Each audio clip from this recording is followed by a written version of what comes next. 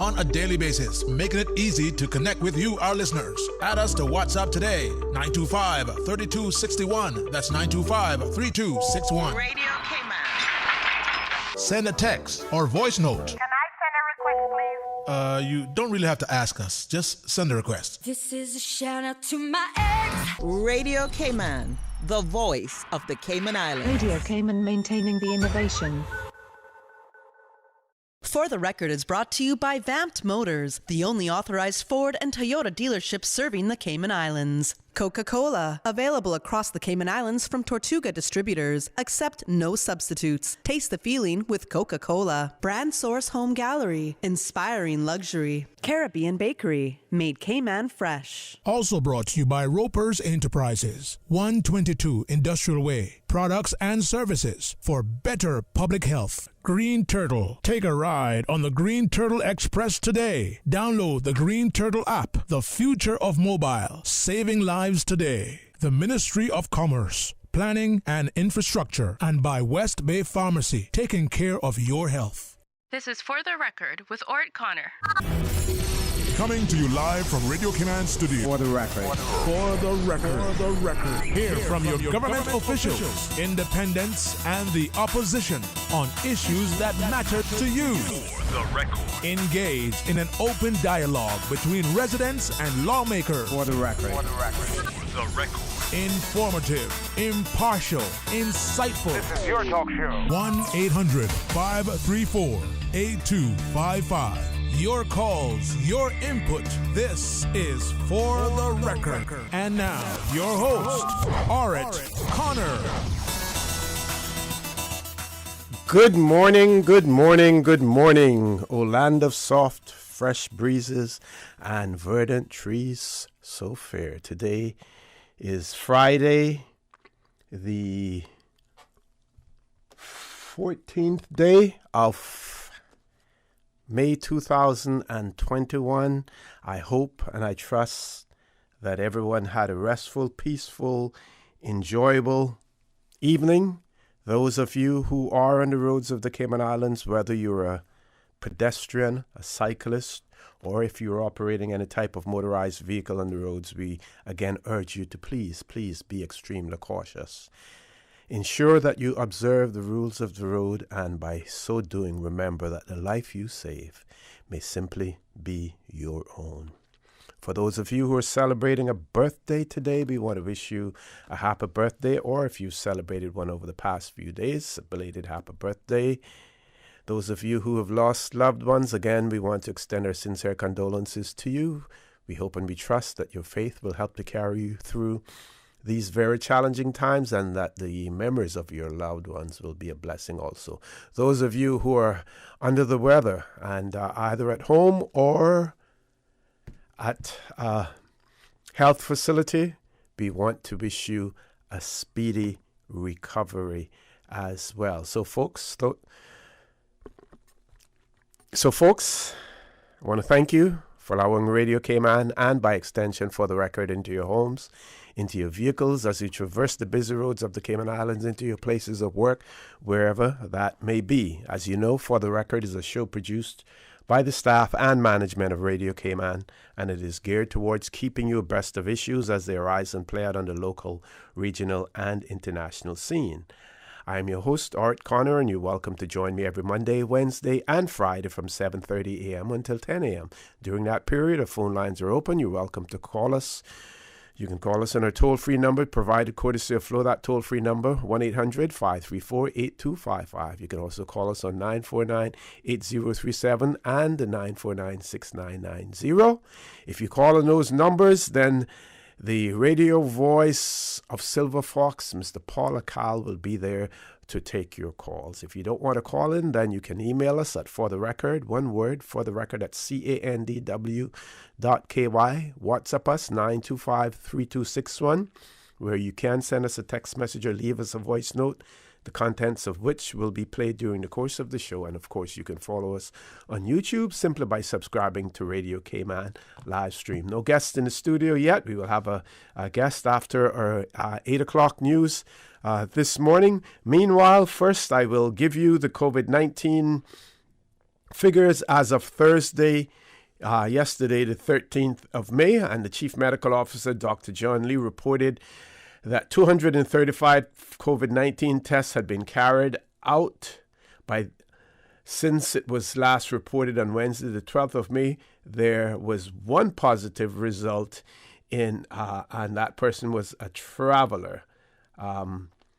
It's also reported that there have been 73,258 COVID-19 vaccinations given in total in the Cayman Islands. For these, 39,493, which represents 61% of the estimated population, have had at least one dose of a COVID-19 vaccine. And 52% have completed the 2-dose course as well. So again, we continue to see the results of testing, picking up those positive cases when persons traveling, and of course they are then bound to be quarantined. As a matter of fact, anyone traveling into the Cayman Islands, irrespective of whether or not you have been vaccinated or if you have a negative PCR test on arrival in the Cayman Islands, you're still required to quarantine either at a government-run facility or at home if that is approved as well. So that's the COVID news. What else I want to share with you this morning, for those of you who have an interest in it, and I know you've heard the various ministers and their portfolios announced. So government has now published a new organizational chart which outlines the restructuring which followed the April 14th, 2021 general elections. It's available on the government website.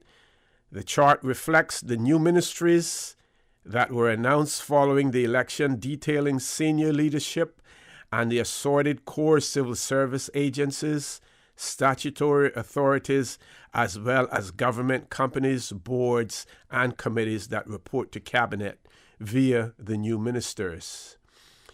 Premier, the Honorable Wayne Panton, explained that the new structure will help government manage the breadth of subject areas for which each ministry is responsible more effectively. And he's quoted as saying, "Members of my team all made commitments to our constituents during the election that we are committed to meeting. All of the policy areas across the government have an important role to play in our ability to deliver on our promises to the Cayman Islands. I believe the new structure best reflects an approach that will allow us to ensure that all of the policy areas across the government will benefit from an increased emphasis and focus for the benefit of our people." He goes on to say, moving policy areas from the previous larger ministry structure into separate dedicated ministries will allow us to increase the focus on high priority areas such as health, labor, sustainability, and education. And I am very pleased to report that we are already working hard to make positive things happen. Those are the comments by the Honorable Wayne Panton, Premier of the Cayman Islands.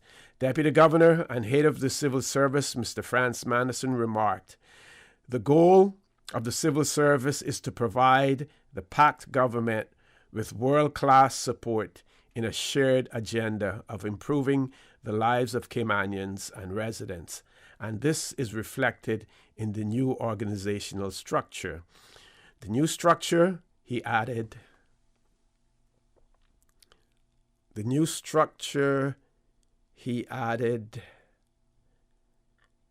also presents us with an opportunity to be agile and innovative in deploying our talent, particularly in the areas of financial and human resources, to most effectively support the new structure.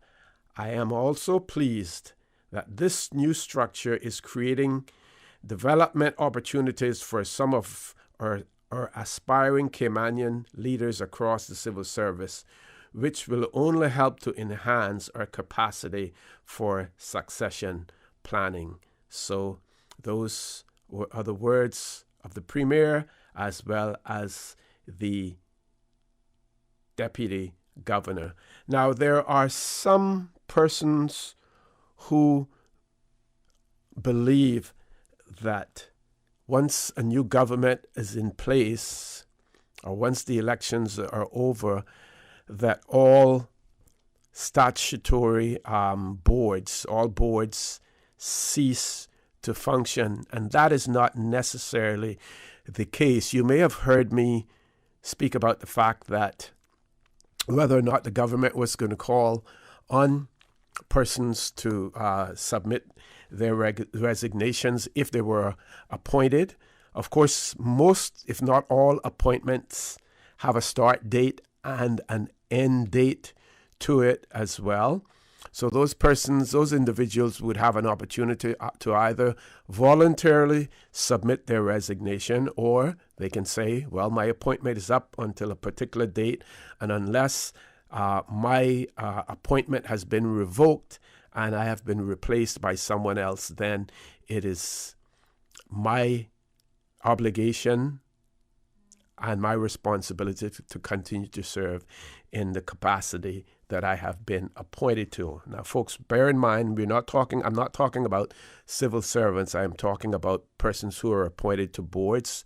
In many, many instances, these are political appointments, and the persons appointed to these boards usually have some affiliation with either the government or the opposition as well, because there are many positions on boards where not only the government is allowed to appoint persons, but the leader of the opposition as well. We constantly hear people talking about, for instance, the work permit board, what used to be the immigration board before. And I will have to go back and look at the legislation now. But at one point in time, representation on the immigration board was based on districts as well. And there had to be a representative from each each district in the Cayman Islands. I believe that still obtains, but I will double check to ensure that that is the case.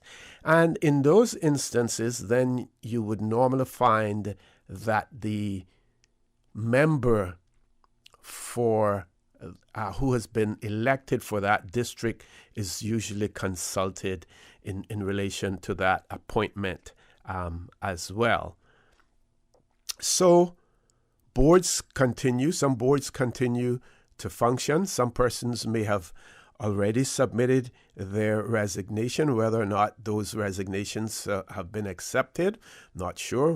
Whether or not anyone has actually submitted their resignations. But unless their appointment for some reason has ceased, then they are allowed to continue to function. And those boards that continue to function, whatever they do, decisions that they make are legal. They are legal as long as their appointment to that particular board, any specific board, is still legal as well. So I think in terms of illegality, that is really not a question. And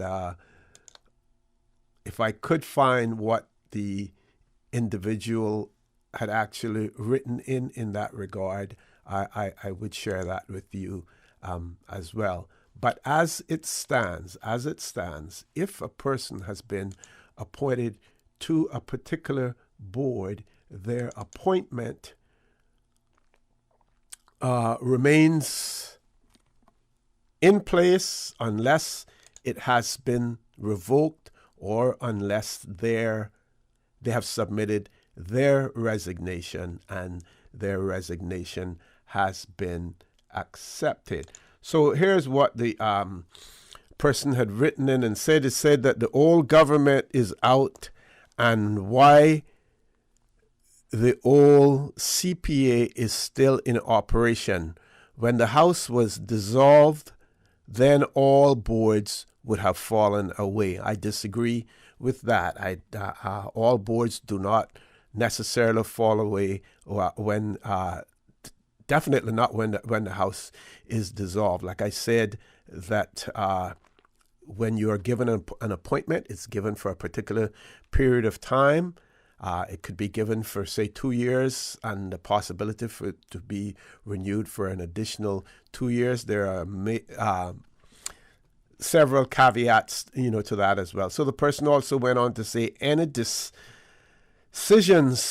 now may be illegal. And like I've pointed out, it's only illegal if the composition of the board and the continued functioning of that board is illegal as well. Goes on to say that the new government must now appoint a new CPA without delay. They say that there are developments that the old CPA may have hurriedly passed. Please have the new CPA appointed forthwith. With that, folks, I'm going to take a commercial break. Please stay tuned. For the record, we'll be back shortly. The Cayman Islands boasts of a long, colorful, and rich history. In tribute to our roots, Radio Cayman, the voice of the Cayman Islands, is pleased to bring you the Historical Vignette Series, brought to you by Rotary Central. For more than 110 years, Rotary members have used their passion, energy, and intelligence to take action on sustainable projects. The Cayman Islands, He hath founded it upon the seas. The 1980s offered a decade of monumental progress as the Cayman Islands built upon its previous few decades of prosperity. In 1985, government consolidated the hotel, marine, trade and building, and evening schools into the community college. In 1986, marine parks were established in the waters off Grand Cayman in March and in Cayman Brac and Little Cayman in May. By 1987, the National Trust for the Cayman Islands Law is passed and the trust began. In 1988, there was a close call for Grand Cayman as the eye of Hurricane Gilbert passes 30 miles south of Grand Cayman, causing $16.5 million CI dollars in damage. Also in 1987, the Water Authority's West Bay Road sewage system began working. By 1989, the census reported the population of the Cayman Islands at 25,355, a 150% increase on the 1970 population statistics. The CI Postal Service also celebrated 100 years of service. Radio Cayman's Historical Vignettes was brought to you by Rotary Central. For more than 110 years, Rotary members have used their passion, energy, and intelligence to take action on sustainable projects.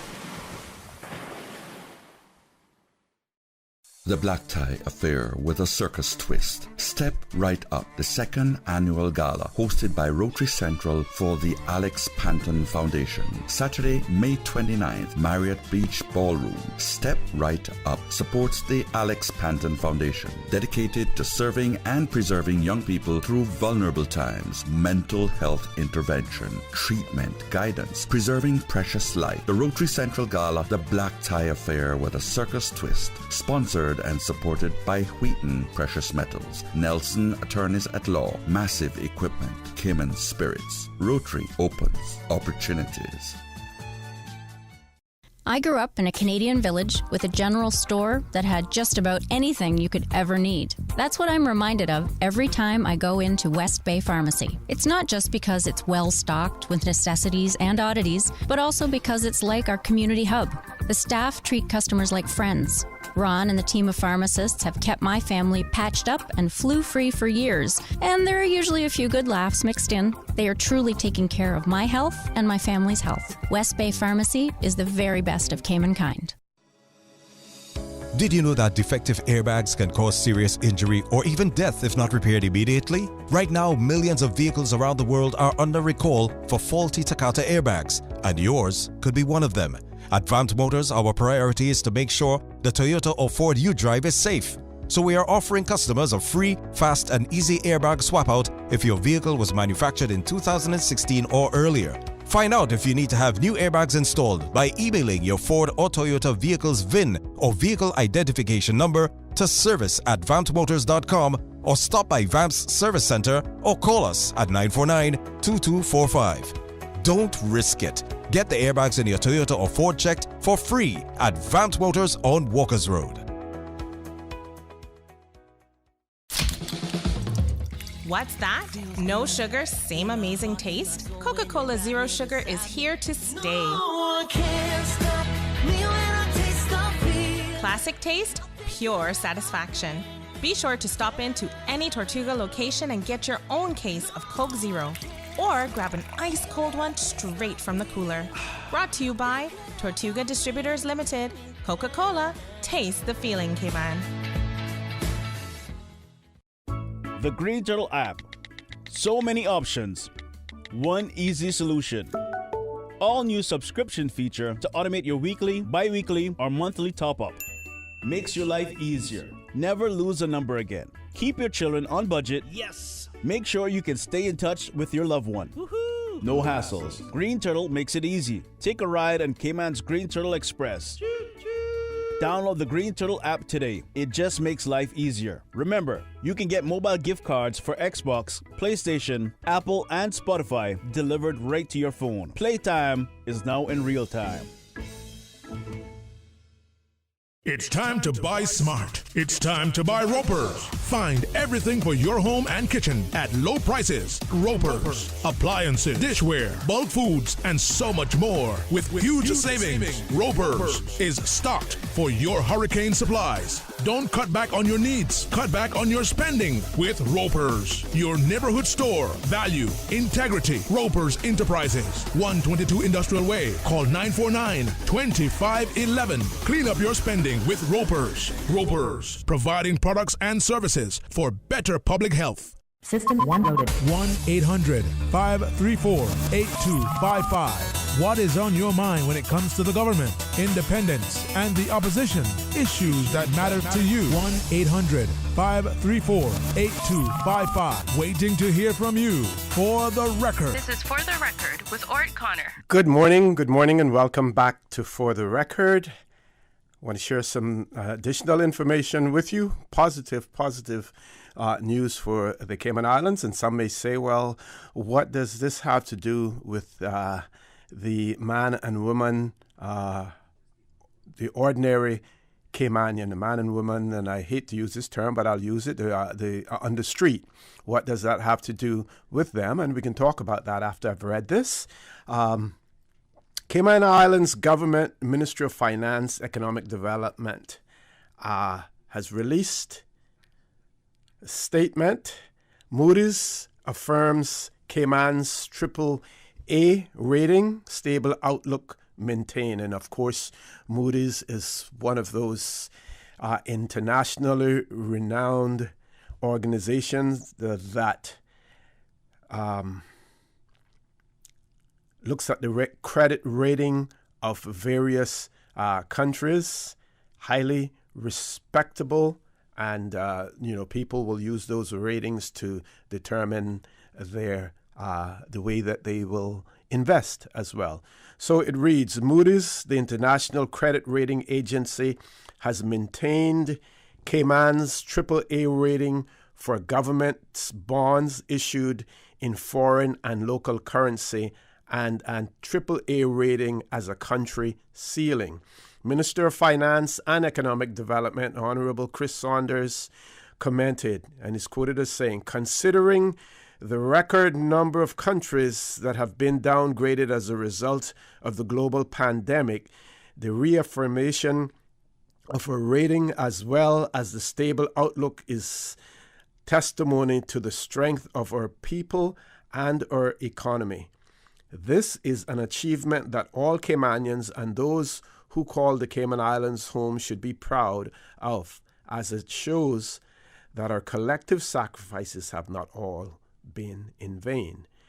The high rating for the Cayman Islands government positively affects all economic activity within the Cayman Islands. For instance, the robust AAA rating for the government should result in a competitive interest rate being offered if the government decides to borrow, which in turn benefits the public since the government will have to pay a lesser amount in interest. And of course, I'll add to this, if the government has to pay a less amount in interest, that means that it has more monies than to spend otherwise as well, and to spend to the benefit and for the interest of the people of the Cayman Islands. That's my addition to that, all right? And it says, goes on, additionally, the rating should inspire businesses and investors' confidence in the Cayman Islands, which in turn leads to higher levels of investment in the islands, and that should translate into greater job opportunities for the public. So I'm going to pause again, and here the Minister for Finance is telling us exactly what benefits spin off from this AAA rating by Moody's. Goes on to say, Cayman has a long history of having a stable political environment. Environment policy, continuity, high government effectiveness, and sound financial management that has produced consecutive years of fiscal surpluses and a decreasing debt burden, which is key support for economic development. Debt to GDP was 5.5% in 2019, which is a fraction of the 39% of GDP median for similarly rated countries. The 19th April 2021 rating action report by Moody's can be found on Moody's subscribers at www.moodys.com. So, what we see is that despite the fact that concerns were expressed, and you may have heard even that I expressed those concerns about the seemingly uncertainty in the formation of a government with all independent members, or the inability to quickly form a government, how that would affect the outlook of the Cayman Islands. We see that has not happened, at least because this rating came out on the 19th of April. Our elections were on the 14th of April, and it was no secret that the Cayman Islands would be operating under some type of a coalition government, whether or not it was a coalition of independents or whether or not it was a mixture of the progressives along with independents. So that was known. So that would have been taken into their considerations and calculations in terms of rating the Cayman Islands. And so we see no negative effects from the election. That is why, folks, that it is important for us to have a robust, transparent, acceptable results from an election, and an election machinery, an election process that everyone believes in, everyone subscribes to as well. And with that, I would say that we now await also to hear from the observers or local observers that we had in relation to the outcome, not the outcome, sorry, to the elections process and their evaluation of it as well. We know, for instance, in the Turks and Caicos Islands that the governor there has appointed one justice Office to look into a claim made by one elected representative that his numbers may have been miscounted, and that is being looked into. In the Cayman Islands, we have no such concerns in that regard. I do know that in one instance,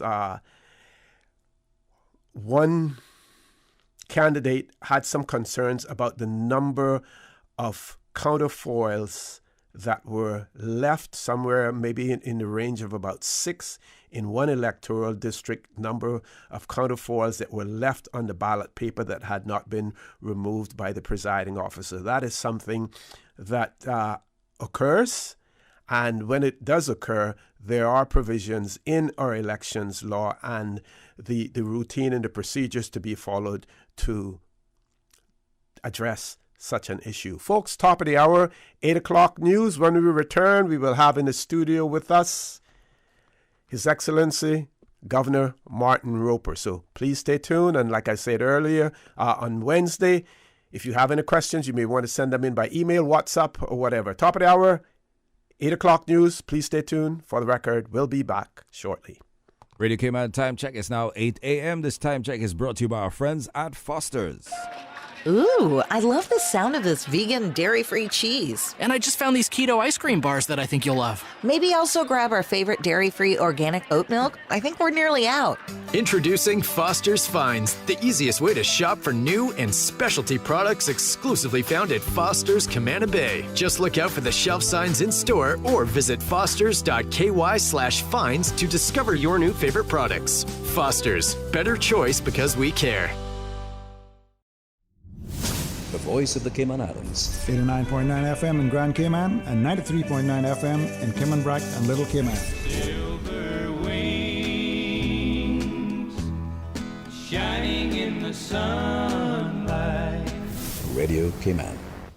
The 8 a.m. news is proudly sponsored by the Chamber of Commerce Pension Plan. For further information, please visit chamberpension.ky. The Cayman Islands Chamber of Commerce Pension Plan. We're here for you. We are a not-for-profit, member-centric plan with a democratically elected volunteer board of trustees representing all sectors of the Cayman Islands economy. We have an all-in expense ratio of less than 1%, over 20,000 members, and $490 million in assets under management. We were the first multi-employer pension plan approved by the regulator in the late 1990s, and today we are still strong, secure, and are here for our employees and employers alike. If you would like to join or require further information, visit chamberpension.ky. And for information as it happens, follow us on Facebook, LinkedIn, or Instagram. Email admin@pensions.ky or call 745-7630. The Cayman Islands Chamber of Commerce Pension Plan. We're here for you. For today's biggest news. Radio Cayman, the voice of the Cayman Islands.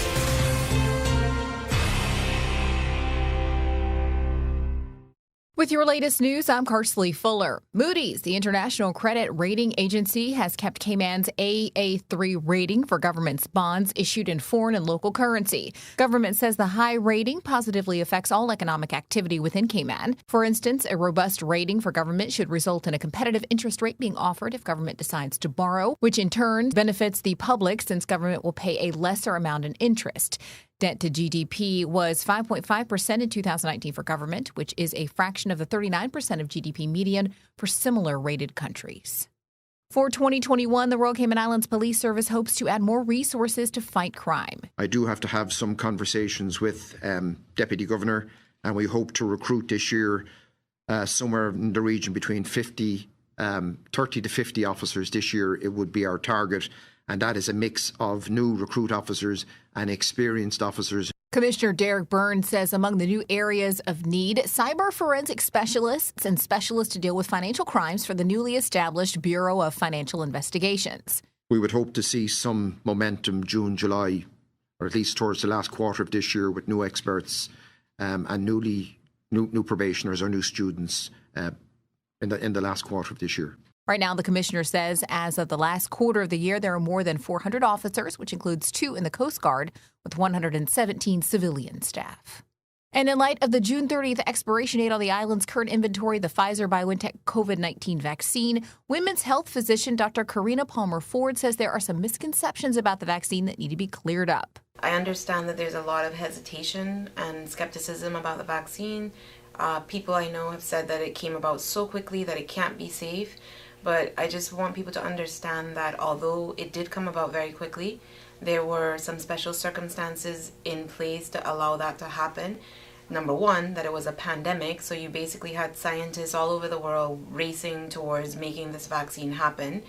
And also that the technology for this particular vaccine has been around for a decade or more, so it's not something that just happened overnight. Dr. Palmer says it's important to do your research. She also says getting a vaccine is key to the island's reopening the border. Once you do the research, I think you'll realize that it is a safe and effective vaccine, and essentially it's what's going to be needed to help us come to some place of normalcy again in the world. And although we live in a little bubble in Cayman and we feel safe, to be able to sort of interact again with the rest of the world, we all need to do our part and take the vaccine. Head to hsa.ky to learn how to get your free COVID-19 vaccine. Now with a check of international news, here's the BBC, which will take us out of the newscast. I'm Karsley Fuller from Radio Cayman's newsroom. BBC News with Moira Alderson. Palestinians in northern Gaza are fleeing from Israel's heaviest bombardment to date. Families have been arriving in Gaza City seeking refuge in shelters. At least 119 Palestinians are reported killed in Gaza since Monday. 9 people have died in Israel. India's Prime Minister Narendra Modi has warned that coronavirus is spreading at great speed in the countryside. He urged villagers to be cautious.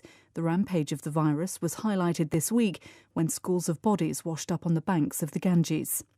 Lebanon is losing a quarter of its electricity supply. The Turkish company Karpowership is cutting the current as the Lebanese state owes it over $100 million.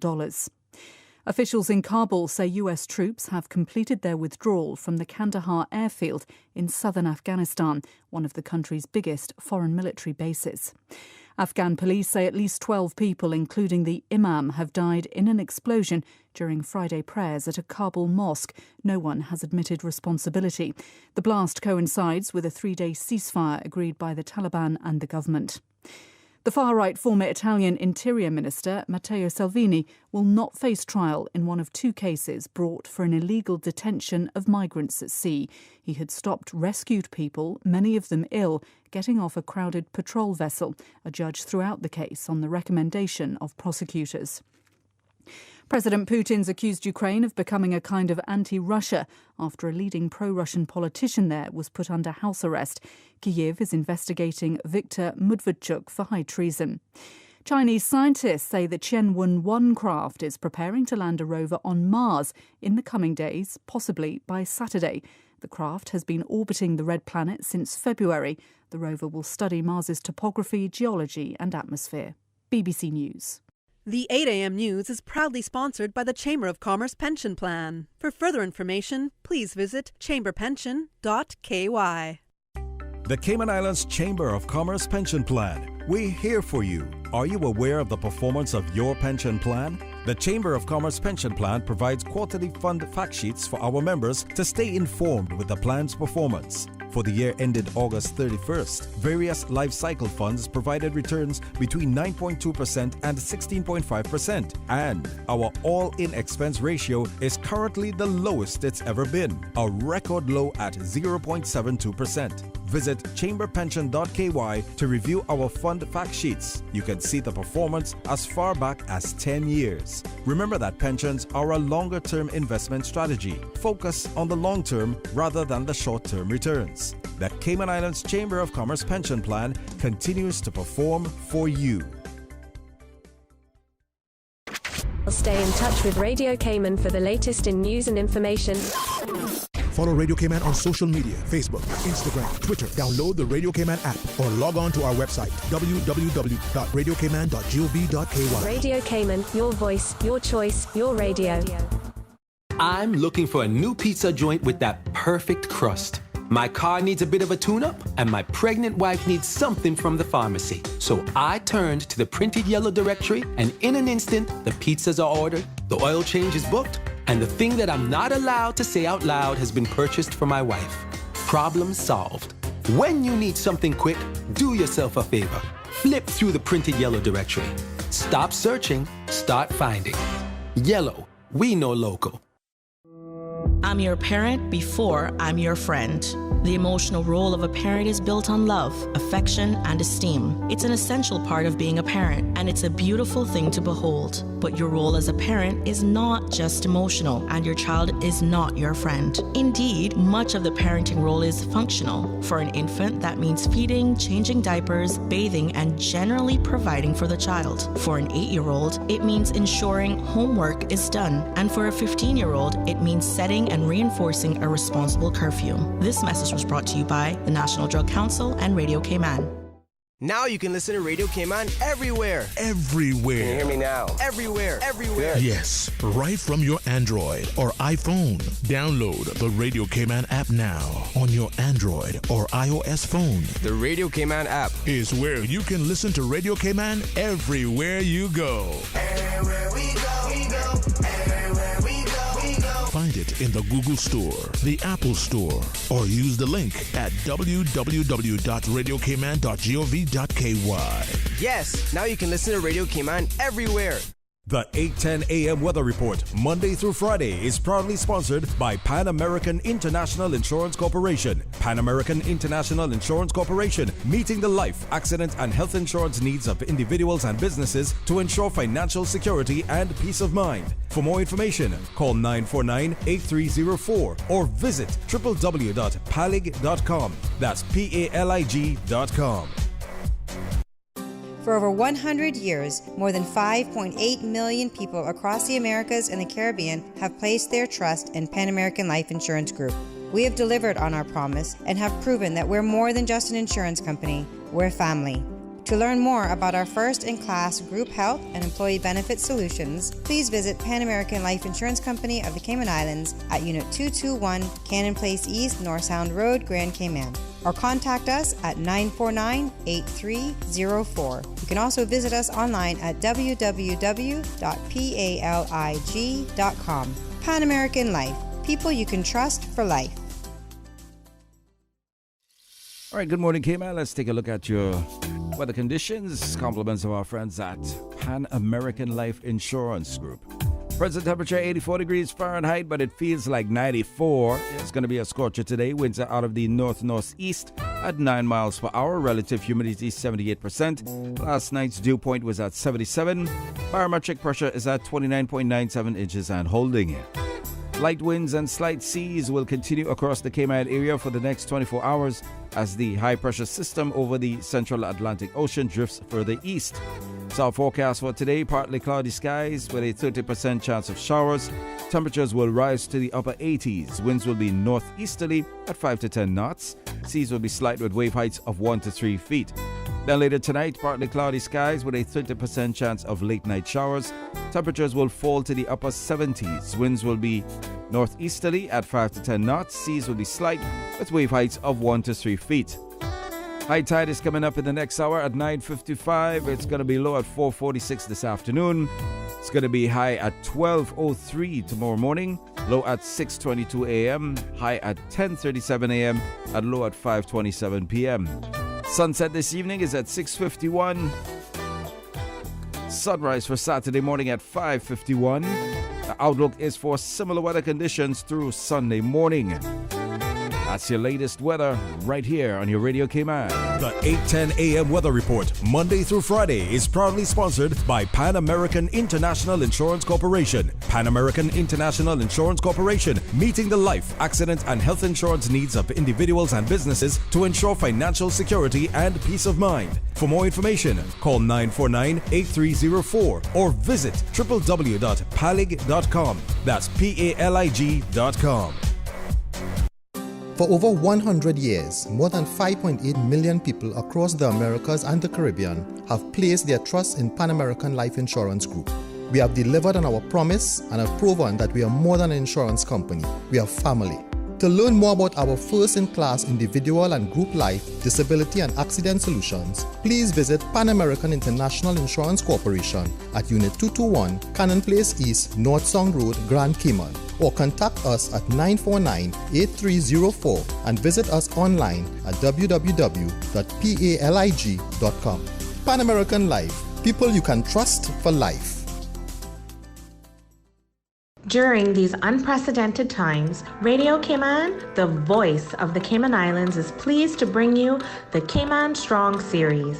The Cayman Strong Series is brought to you by OnCourse Cayman. Visit oncourse.ky to view a full list of wellness services and their qualified team. OnCourse Cayman, health, wellness, and happiness. Achieving your goals is a very rewarding feeling, but at times can feel very frustrating, especially if and when we miss our target. As you approach your goals in life, set yourself up for success. When setting your goals, break it down. Once the long-term goals are set, work backwards to set smaller and more manageable goals. These should be specific, measurable, and achievable.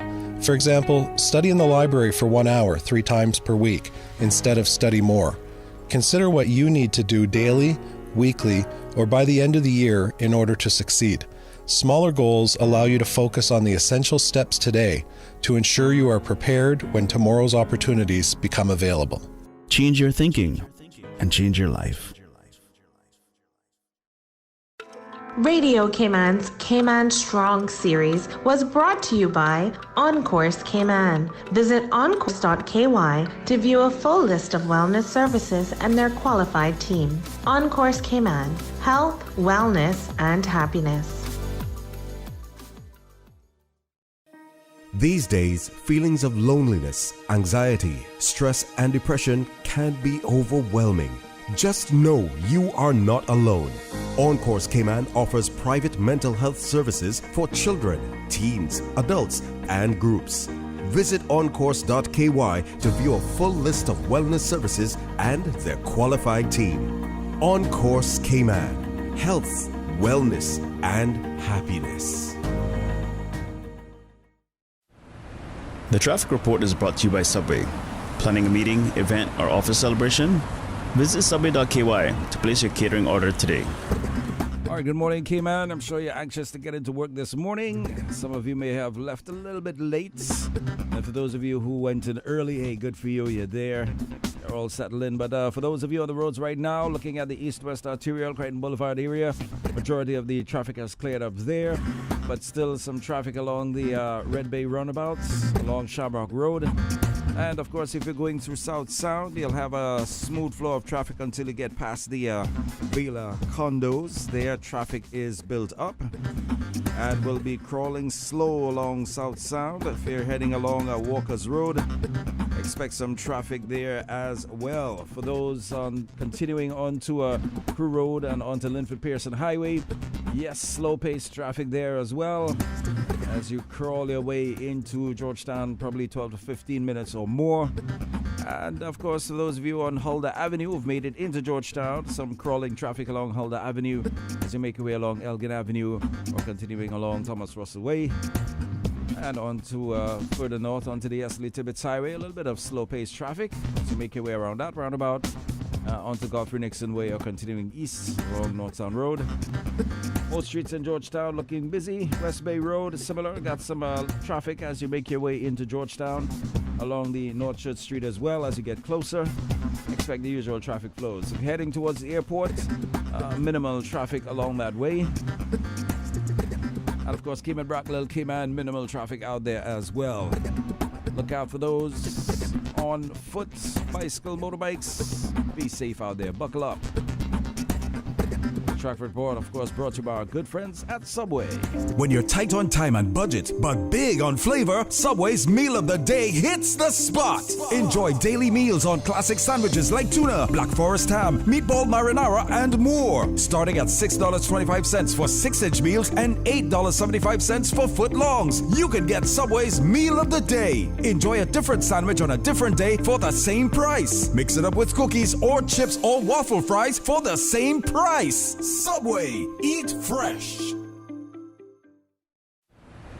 The Traffic Report is brought to you by Subway. Planning a meeting, event, or office celebration? Visit subway.ky to place your catering order today.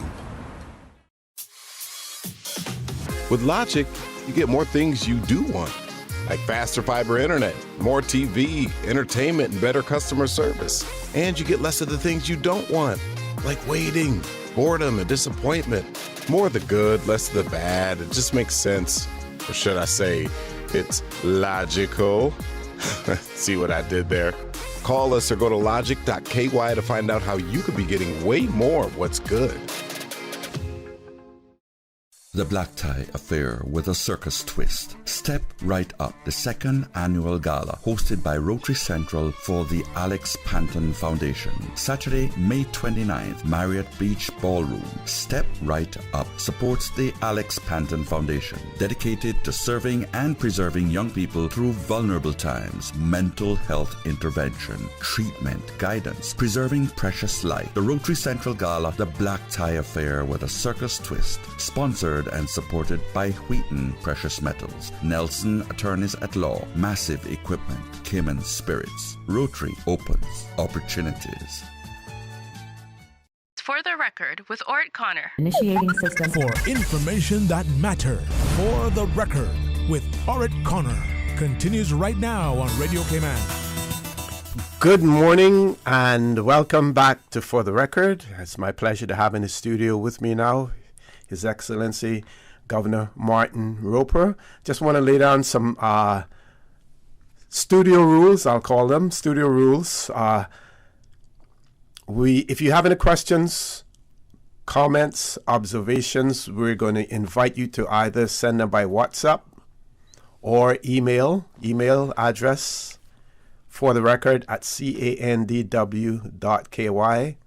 WhatsApp us 9253261.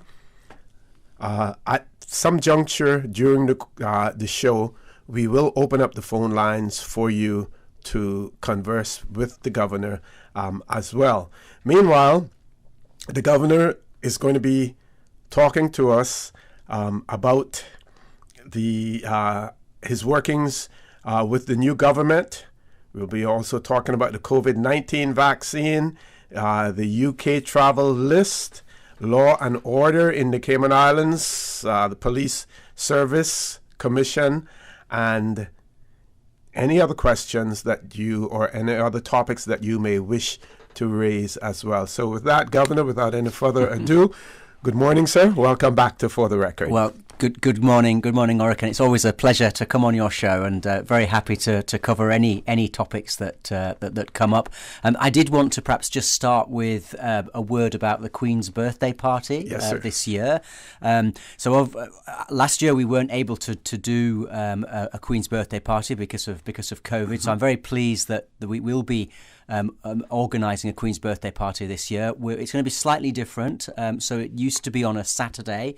We've actually shifted it to the Monday, which is the day of the public holiday, so June the 14th. And we're going to do it late afternoon, early evening. So there'll be a parade outside Government House on the road, outside Government House at 4:30. And then at 5 o'clock, we'll move inside for a reception from 5 till 7 on the front lawn. And as I know is the tradition in Cayman, it's effectively an open house. So anybody who wants to come along and attend can do so. We'll put a press release out soon. I think we ask that people send their names in advance so we have an idea of numbers. But we can accommodate up to 500 people on the lawn at Government House. So I hope the change from Saturday to Monday works and is better, because we did have some feedback that Saturday is difficult for many people. So looking forward to it very much. And of course, we are incredibly lucky that we can be organising an event like this during these incredible times that the world is going through. And then just one last point on that.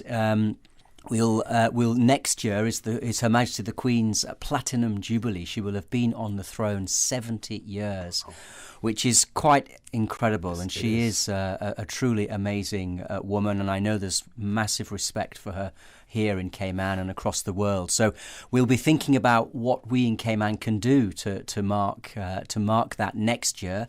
I'll probably set up a committee to start pulling together some ideas. The UK is having 3 public holidays. It's going to be a really big event in the UK, and I hope in Cayman we can really celebrate it as well. Some people have even said to me we should bring back the air show. That would be great. And that would be fantastic. So I'm sure we'll look at all ideas and see what we can do, perhaps to do something different for 2022. Okay, and any advice in terms of dress code for those persons, even though it's going to be, under lawn outdoors? It is a smart occasion, so it is hats for ladies and sort of dress gowns. The press release out, sort of clarifying that, and obviously suits for men and medals can be worn as well, and I will be very pleased to be able to give Charles Clifford his MBE at that event as well, and that's absolutely incredibly well deserved. I think he had hoped to be able to go to the UK to collect it, but of course in these times it's very difficult, so we've agreed to do it at the Queen's birthday party, so that will be part of the ceremony as well. Excellent.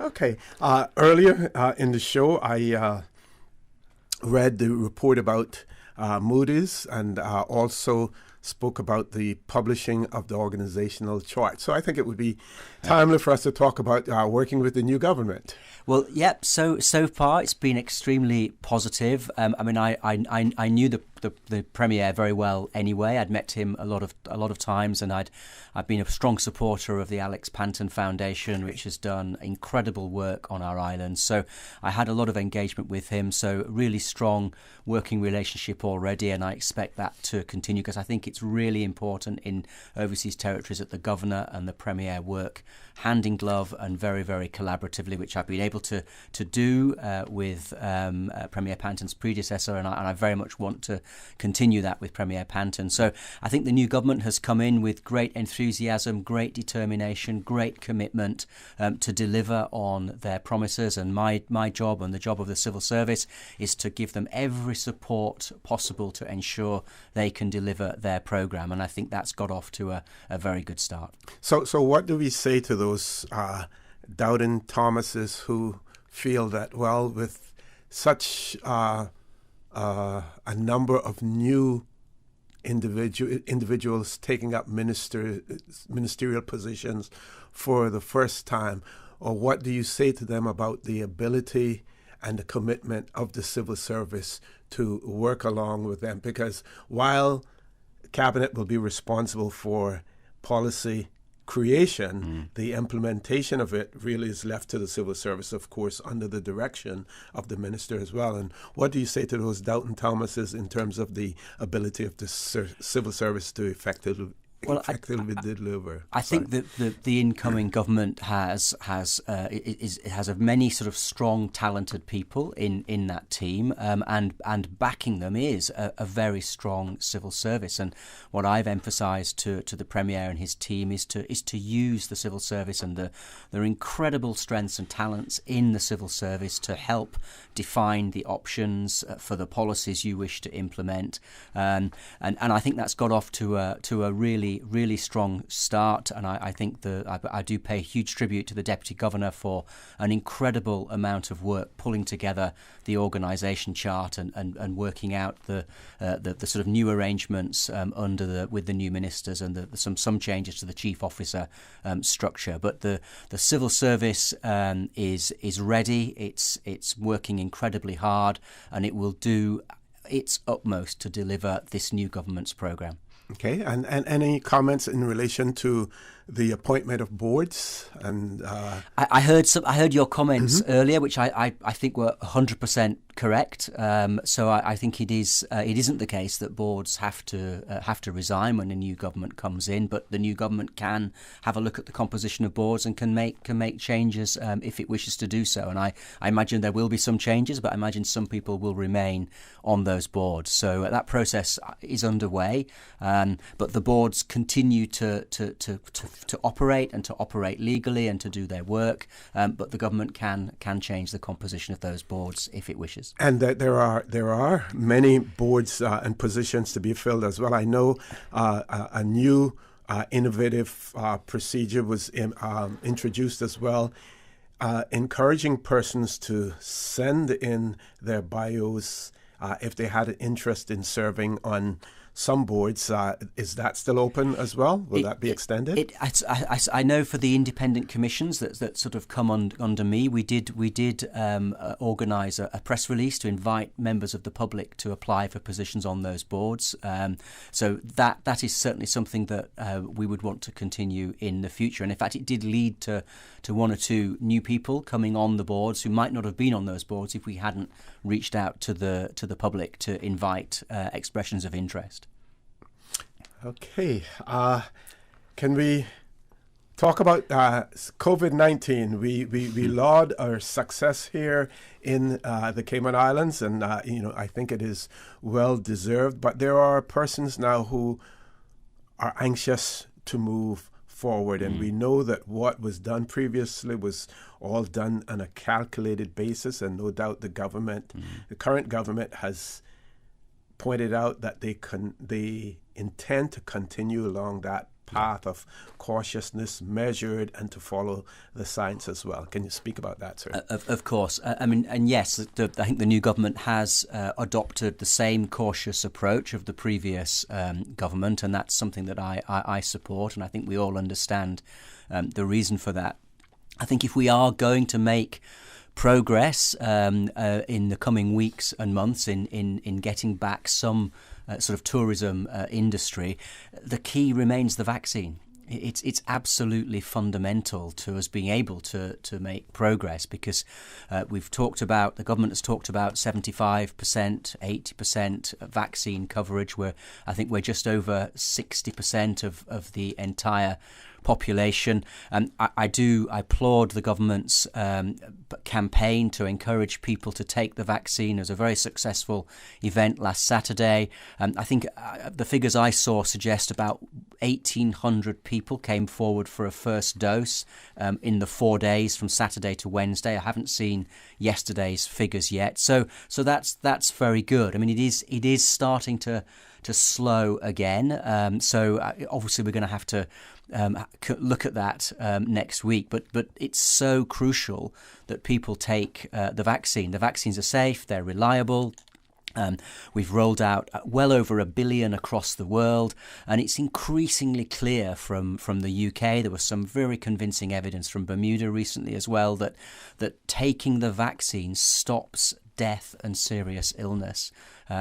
Now we need more people to take the vaccine. We need to get to those higher vaccine rates, because if we can develop what is known as herd immunity, that means that when tourists do come back in, we have protected our community. So that remains crucial. We can't really move forward unless more people come forward and take the vaccine. And as governor, I would be hugely concerned if we don't use the vaccine supplies we've been sent. I think it would be almost a criminal act to have to throw away vaccine when you look at what's happening in places like India at the moment, and just how desperate the rest of the world is for these vaccines. So I urge everyone who hasn't yet had the vaccine to come forward. Speak to health professionals and get advice if you have concerns. Speak to family and friends who've taken it. We do need more people to come forward, and I know the government will, if the numbers do drop off, the government will want to look at what additional measures it will need to take to incentivise and encourage more people to come forward. Yeah, and we would almost be in a category all by ourselves as a country who ended up having to dump vaccines because we didn't have the uptake that we wanted to It is have. just worth, I agree, it is just worth noting that the US have approved the use of vaccines for 12 to 15-year-olds. Yes. I think they're about to start rolling that out. Canada has as well. I'm waiting for the UK to give us the approval, which I hope we can get very soon. That will make a big difference, because I know there are lots of parents out there who would be very happy for their children to have the vaccine, because it is going to make travel easier. At some point, travelling, you will, if you've had the vaccine, travelling will be much easier than if you haven't had it. So that should also help us on vaccine take-up and reaching that target. Okay, so we're going to take a commercial break, and there are two things that you can think about, Governor, for when we return. Number one, the UK travel list. And also, one of our listeners has written in and said, please help us to get our U.S. visas without going to Jamaica. My husband is 80 years old, and I am 70 years old. Thank you. So we're going to take a commercial break. When we return, the conversation with Governor Roper will continue, so please stay tuned. What's that? No sugar, same amazing taste? Coca-Cola Zero Sugar is here to stay. Classic taste, pure satisfaction. Be sure to stop into any Tortuga location and get your own case of Coke Zero. Or grab an ice-cold one straight from the cooler. Brought to you by Tortuga Distributors Limited. Coca-Cola, taste the feeling, Cayman. I grew up in a Canadian village with a general store that had just about anything you could ever need. That's what I'm reminded of every time I go into West Bay Pharmacy. It's not just because it's well stocked with necessities and oddities, but also because it's like our community hub. The staff treat customers like friends. Ron and the team of pharmacists have kept my family patched up and flu-free for years, and there are usually a few good laughs mixed in. They are truly taking care of my health and my family's health. West Bay Pharmacy is the very best of Cayman kind. For everything moms do, Brand Source wants to celebrate Mother's Day a whole extra week. Right now, save $500 on all in-stock Tempur-Pedic mattresses, and that includes free delivery. And save $200 on all in-stock Sealy mattresses with free delivery. It's a Mother's Day special, on now until May 15, because moms deserve it. Brand Source Home Gallery, inspiring luxury. For an appointment with a design expert, call 623-5000.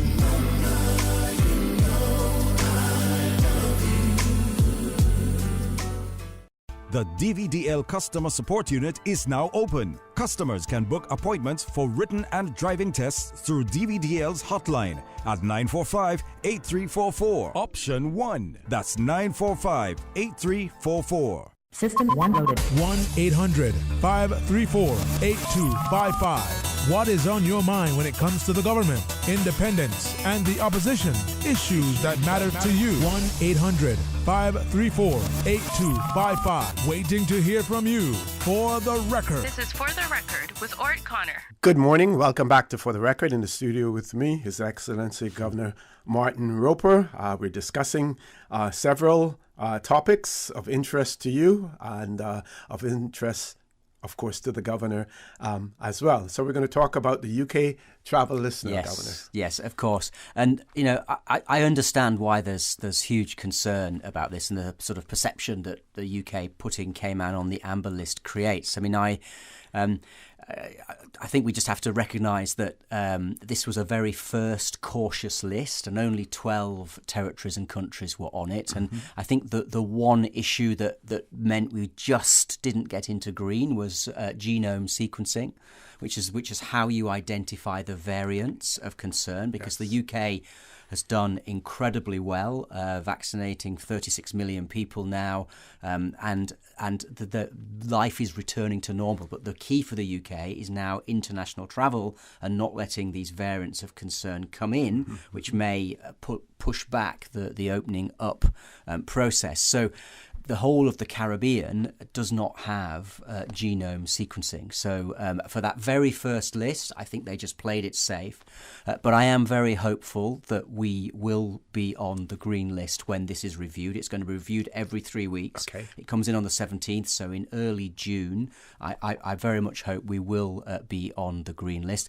And of course, the response to the UK on genome sequencing is that in a way it shouldn't matter because we are isolating everybody. We lock everybody down for 10 or 14 days. So there isn't a risk to the UK from people with variants of concern going to the UK on the BA flight. So we're making those arguments, but I think, it's the fact that the whole of the Caribbean was amber, the US is still amber, and this was a very, very cautious first list and will be reviewed, and more countries and territories will become green. So again, I think vaccine uptake, if we can really see a significant uptake in people having the vaccine, that will help our case. So the more Gibraltar was green, Gibraltar has vaccinated 100% of its people, and Gibraltar has vaccinated 10,000 Spanish workers who come over the border every day yes. to work in Gibraltar. So I couldn't say to London that we had done that. So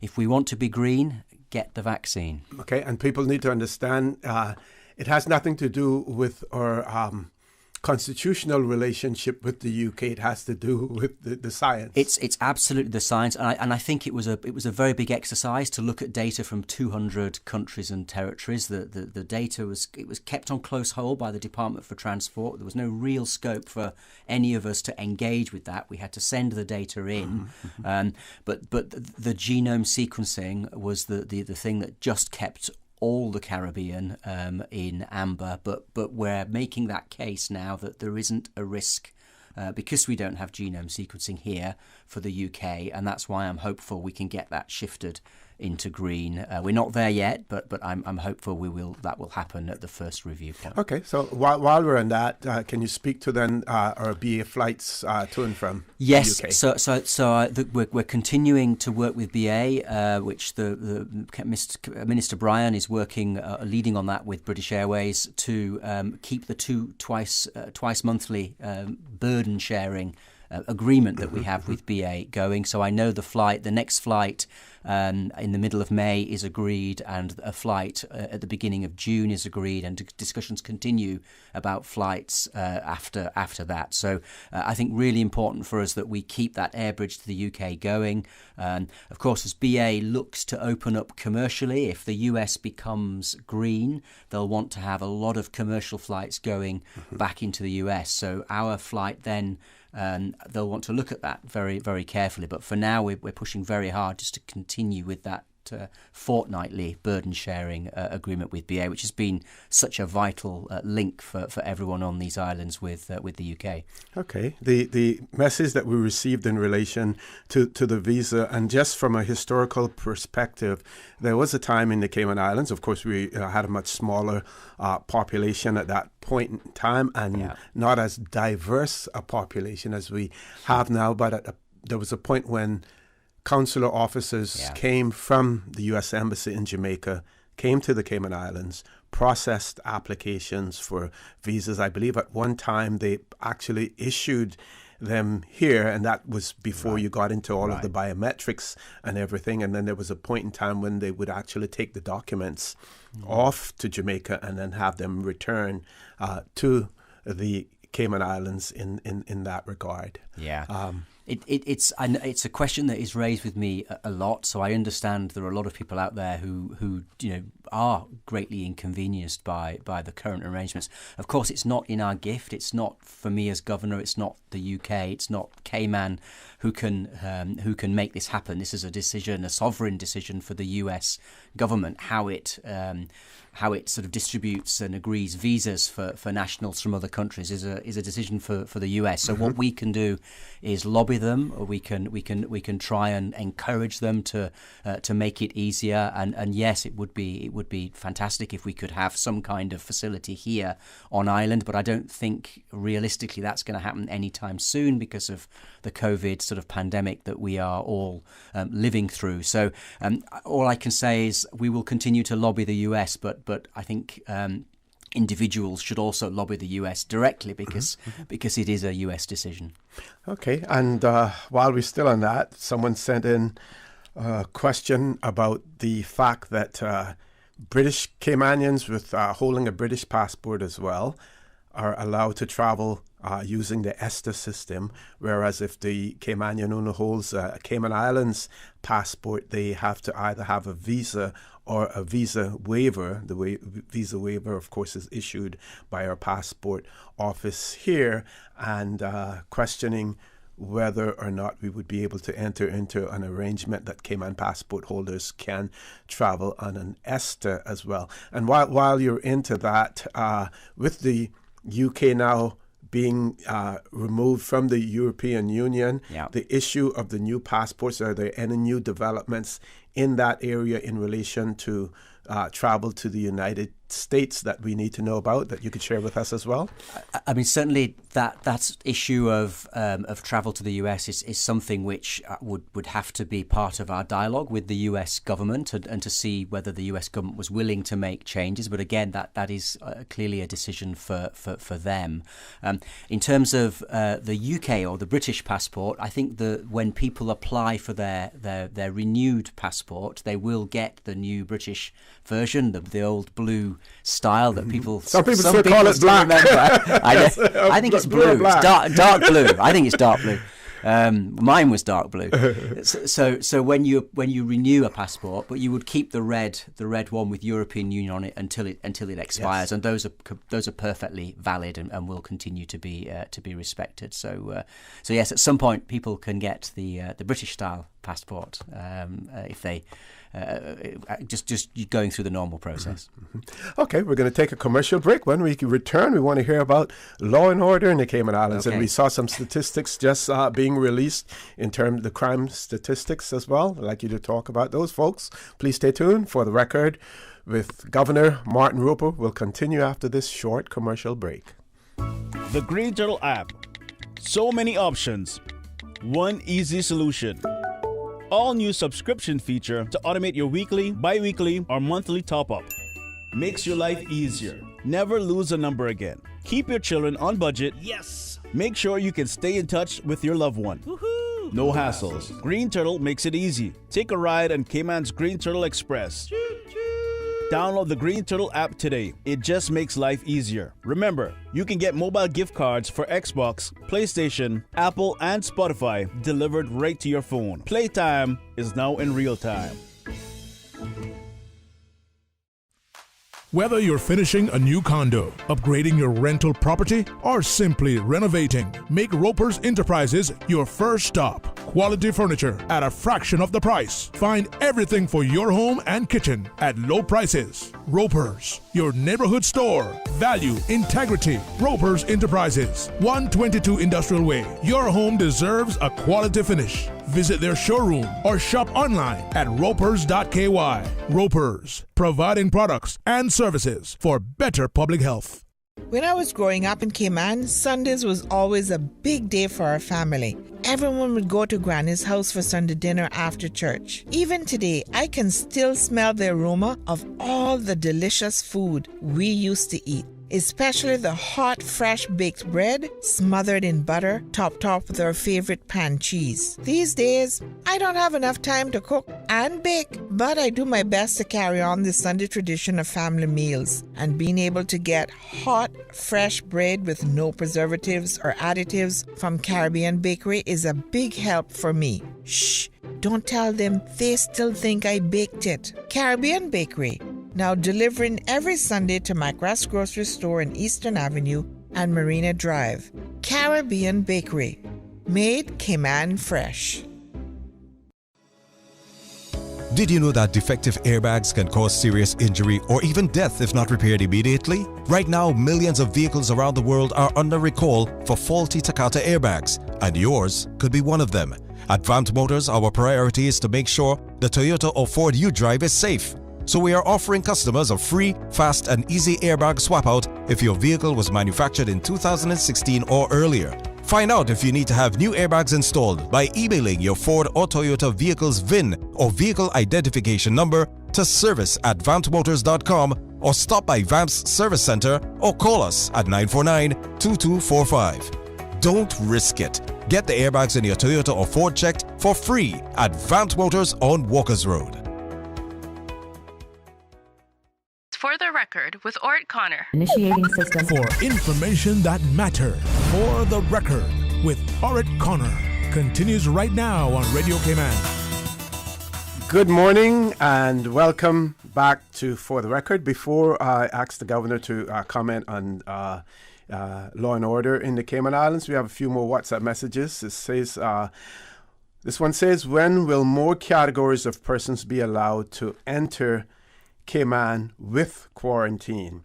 At the moment, incoming travel is only limited to close family members or work permit holders. And then one person wants to know your personal views in relation to reducing the quarantine period as well, sir. Okay. Well, I think the first question, that's clearly a matter for the government as it considers its policies on how we can reopen at the border. So opening up to more categories would really depend again on the vaccine. Yes. We need to hit that target of 75 to 80% of our people vaccinated if we are going to be able to safely open up borders and let more categories of people come in. How do I personally feel about quarantine? Well, I have done it. I did it for 2 weeks at Christmas when my daughter came in. I don't think anyone would want to do it. I think we'd all like to get to a point when quarantine is removed completely and that we can travel without the need for quarantine. But we are some way off that point at the moment, and again, it does come back to the vaccines. The more people get the vaccine, the greater the opportunity we have to start relaxing some of those measures. But that's ultimately a matter for the elected Premier and his government.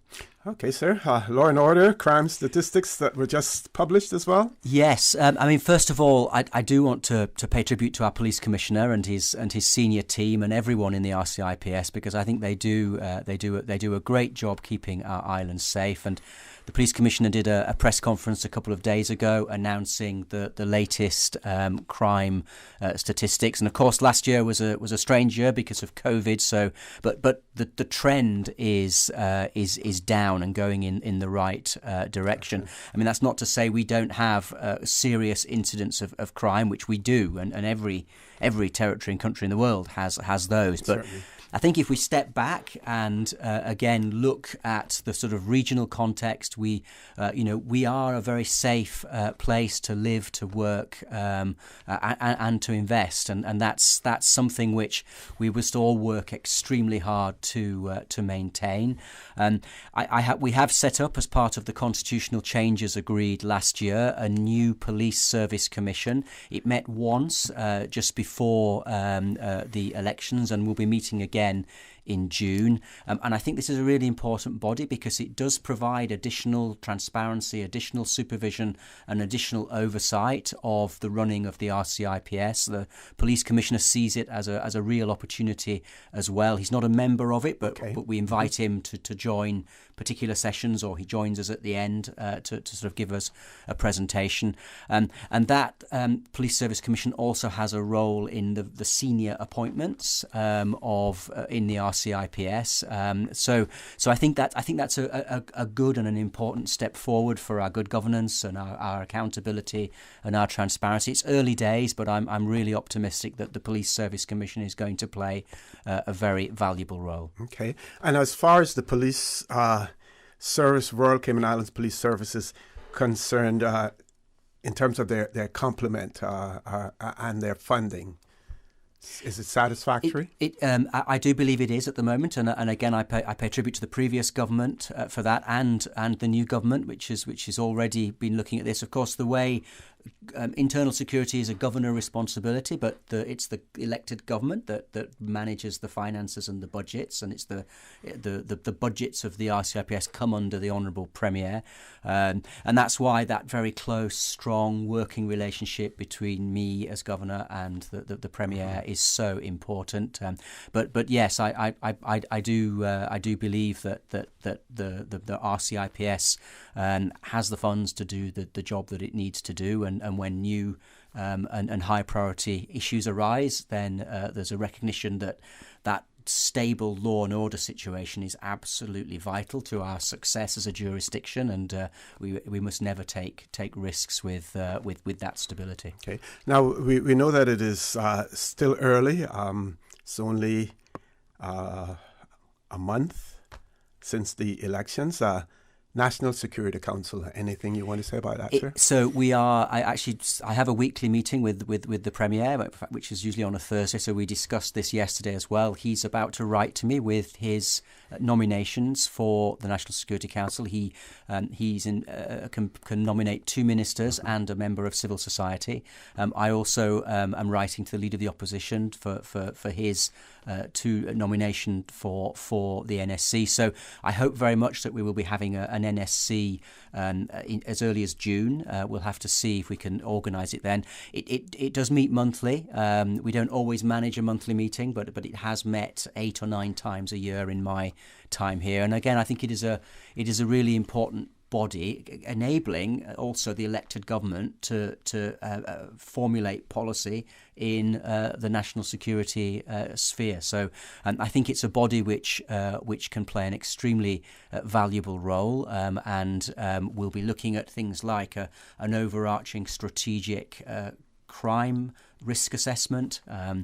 There was a suggestion previously, which see how the new government wants to handle it, that we should have a strategic look at all the issues around road safety, which of course affect security as much as other areas. So I think the NSC will be meeting soon in its new formation, and has a key role to play. Okay, and sticking still with the elections, when will we hear from our local election observers in terms of their report? Of course, you will get it first, and then yes, we should be hearing quite soon, because I think it was within sort of 28 days, which I think, if I'm correct, is today. so I'm sure we will be hearing. We'll be hearing very soon. Of course, we also have the international observers, the CPA UK, who observed our elections virtually, spoke to all stakeholders. I spoke to them twice. I know lots of people spoke to them. So we'll have two sort of bodies of information to allow us to look at how we do the elections and move forward. I think the local observers had already said that they found a free and fair election, and they had confidence in the integrity of our processes, which doesn't surprise me, because Cayman has an absolutely outstanding record over the years of organising free and fair elections. But there are always things we can do better, and one that I have prioritised, and I'm speaking to the Premier and others about, is election finance. I do strongly believe that we need to make improvements to the rules around elections finance, and I'm pleased that a number of new elected ministers are also very open to that. And I think it's important in the election cycle that we make changes in the first year, really, of a new government, because I think if you leave them to the just before an election, you run the risk that they get politicised, and it makes it very hard to introduce them. So I think in the first part of this new government's term, I would be very grateful to the Premier and his team if they would have a very close look at this, and then there'll need to be public consultation, and then it'll need to go down to Parliament. But I think there will be some changes that we can make to improve even more what is a very strong process in the Cayman Islands for organising free and fair elections. Okay. And we, of course, just recently saw the Privy Council's decision in relation to the Port referendum, and one of the issues in relation there had to do with financing as far as a referendum is concerned as well. Yes, so that would fit right into this also. I agree. That's absolutely a part of that discussion, definitely. Okay. One question that I would also like to ask has to do with the Constitutional Commission. Of course, that is a commission that could possibly be either continue to function under its current structure or have new members.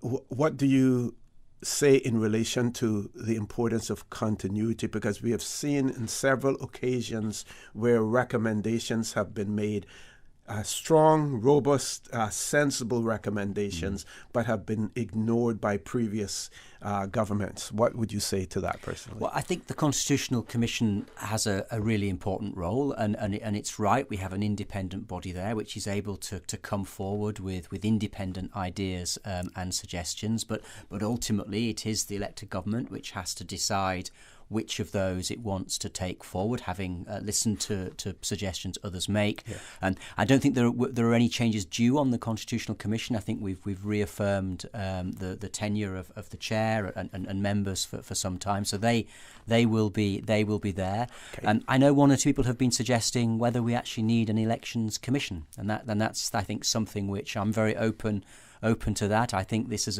good governance is a journey, and you continue to make progress by moving forward and adapting, and if we can have a look at that maybe as part of the recommendations about the elections that we get, I think there's a useful discussion to be had around that topic as well.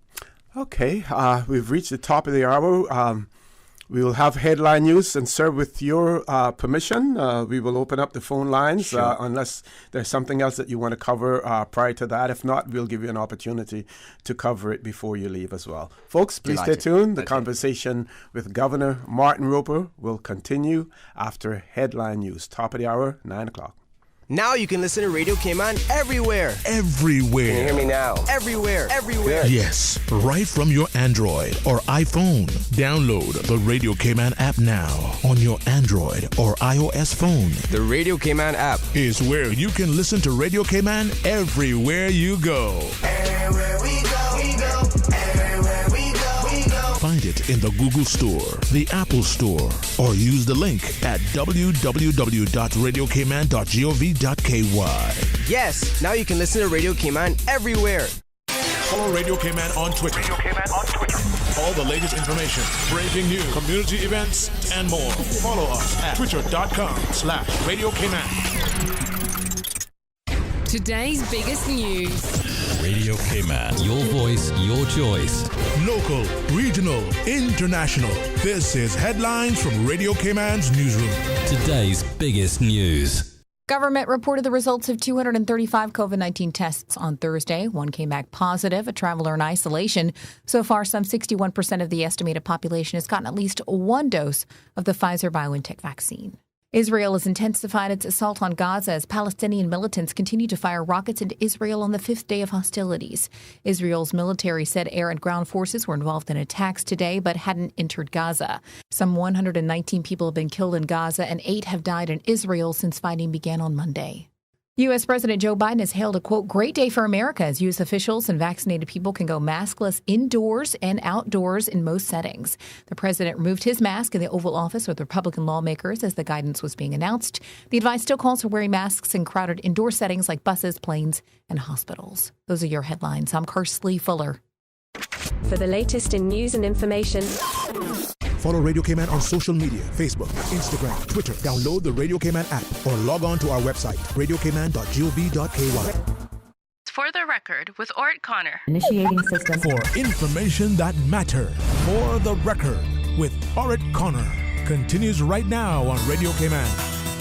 Good morning and welcome back to For the Record. It is my pleasure to have in the studio with me His Excellency Governor Martin Roper. We have opened up the phone lines. If you have any questions or comments that you want to make, we're going to ask you to please be as brief as possible if you have any questions and comments. Anyone on the phone lines, Paul? No one at this point in time, and I'll let you know the governor will be leaving us around about 9:15 because he has another a commitment that has to be made as well. So no callers yet. Governor, anything else that you want to talk about?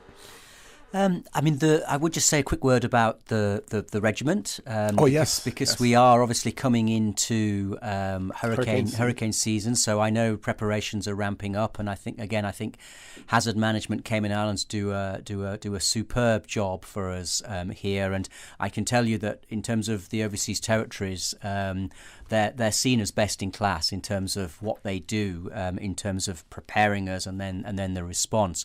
And I think this year, having the regiment here on island, we've got over 100 people in that regiment, predominantly Caymanians, reservists, and I think having that body of men and women who were able to make a contribution, having been trained in some basic skills, and having sent our junior officers to Sandhurst, the best military training establishment in the world, where they performed remarkably, by the way, 2 of them winning sort of best international student on their courses. So I think just having the regiment is as an additional tool for us, which can fit into a broader coordinated response. I think they already showed their worth during Storm Eta last week. They were out and about helping people who were in houses that were flooded. So I know people often tell me that they remember the Bermuda Regiment coming during Ivan and what a difference it made. But what a fantastic thing, an opportunity we have on our islands to have a body of men and women trained primarily to help us, but also to be able to go to the aid of countries and territories in the region if they are affected by a natural disaster. So I just think it's excellent that we've got the regiment. I'm sure they'll be on parade at the Queen's birthday party in about a month's time. They've already done a parade at Heroes Day, but we haven't yet got their smart uniforms, but they've got their khaki, so they still look very smart. Excellent. We have 2 callers on hold. First caller, good morning. Welcome to For the Record. Yes, good morning, OC. Good morning. How are you? Yes, and good morning to His Excellency the Governor. Good morning. Yes, my name is Moxham, Lennox Moxham. My wife and we operate the bakery over in Cayman Brac, as you might have heard about, or you might have visited there for all I know. But, sir, I would like to, if it's anything that you can do to solve the problem with the RCIP in Cayman Brac, the parking that the police have taken advantage of us for 13 years, sir. And I am begging you, I'm pleading with you that all the ministers that I've spoken to, it must be about 3 or 4 in the time frame that I'm talking about. And every one of them that I've spoken to told me these words, they're going to look into it.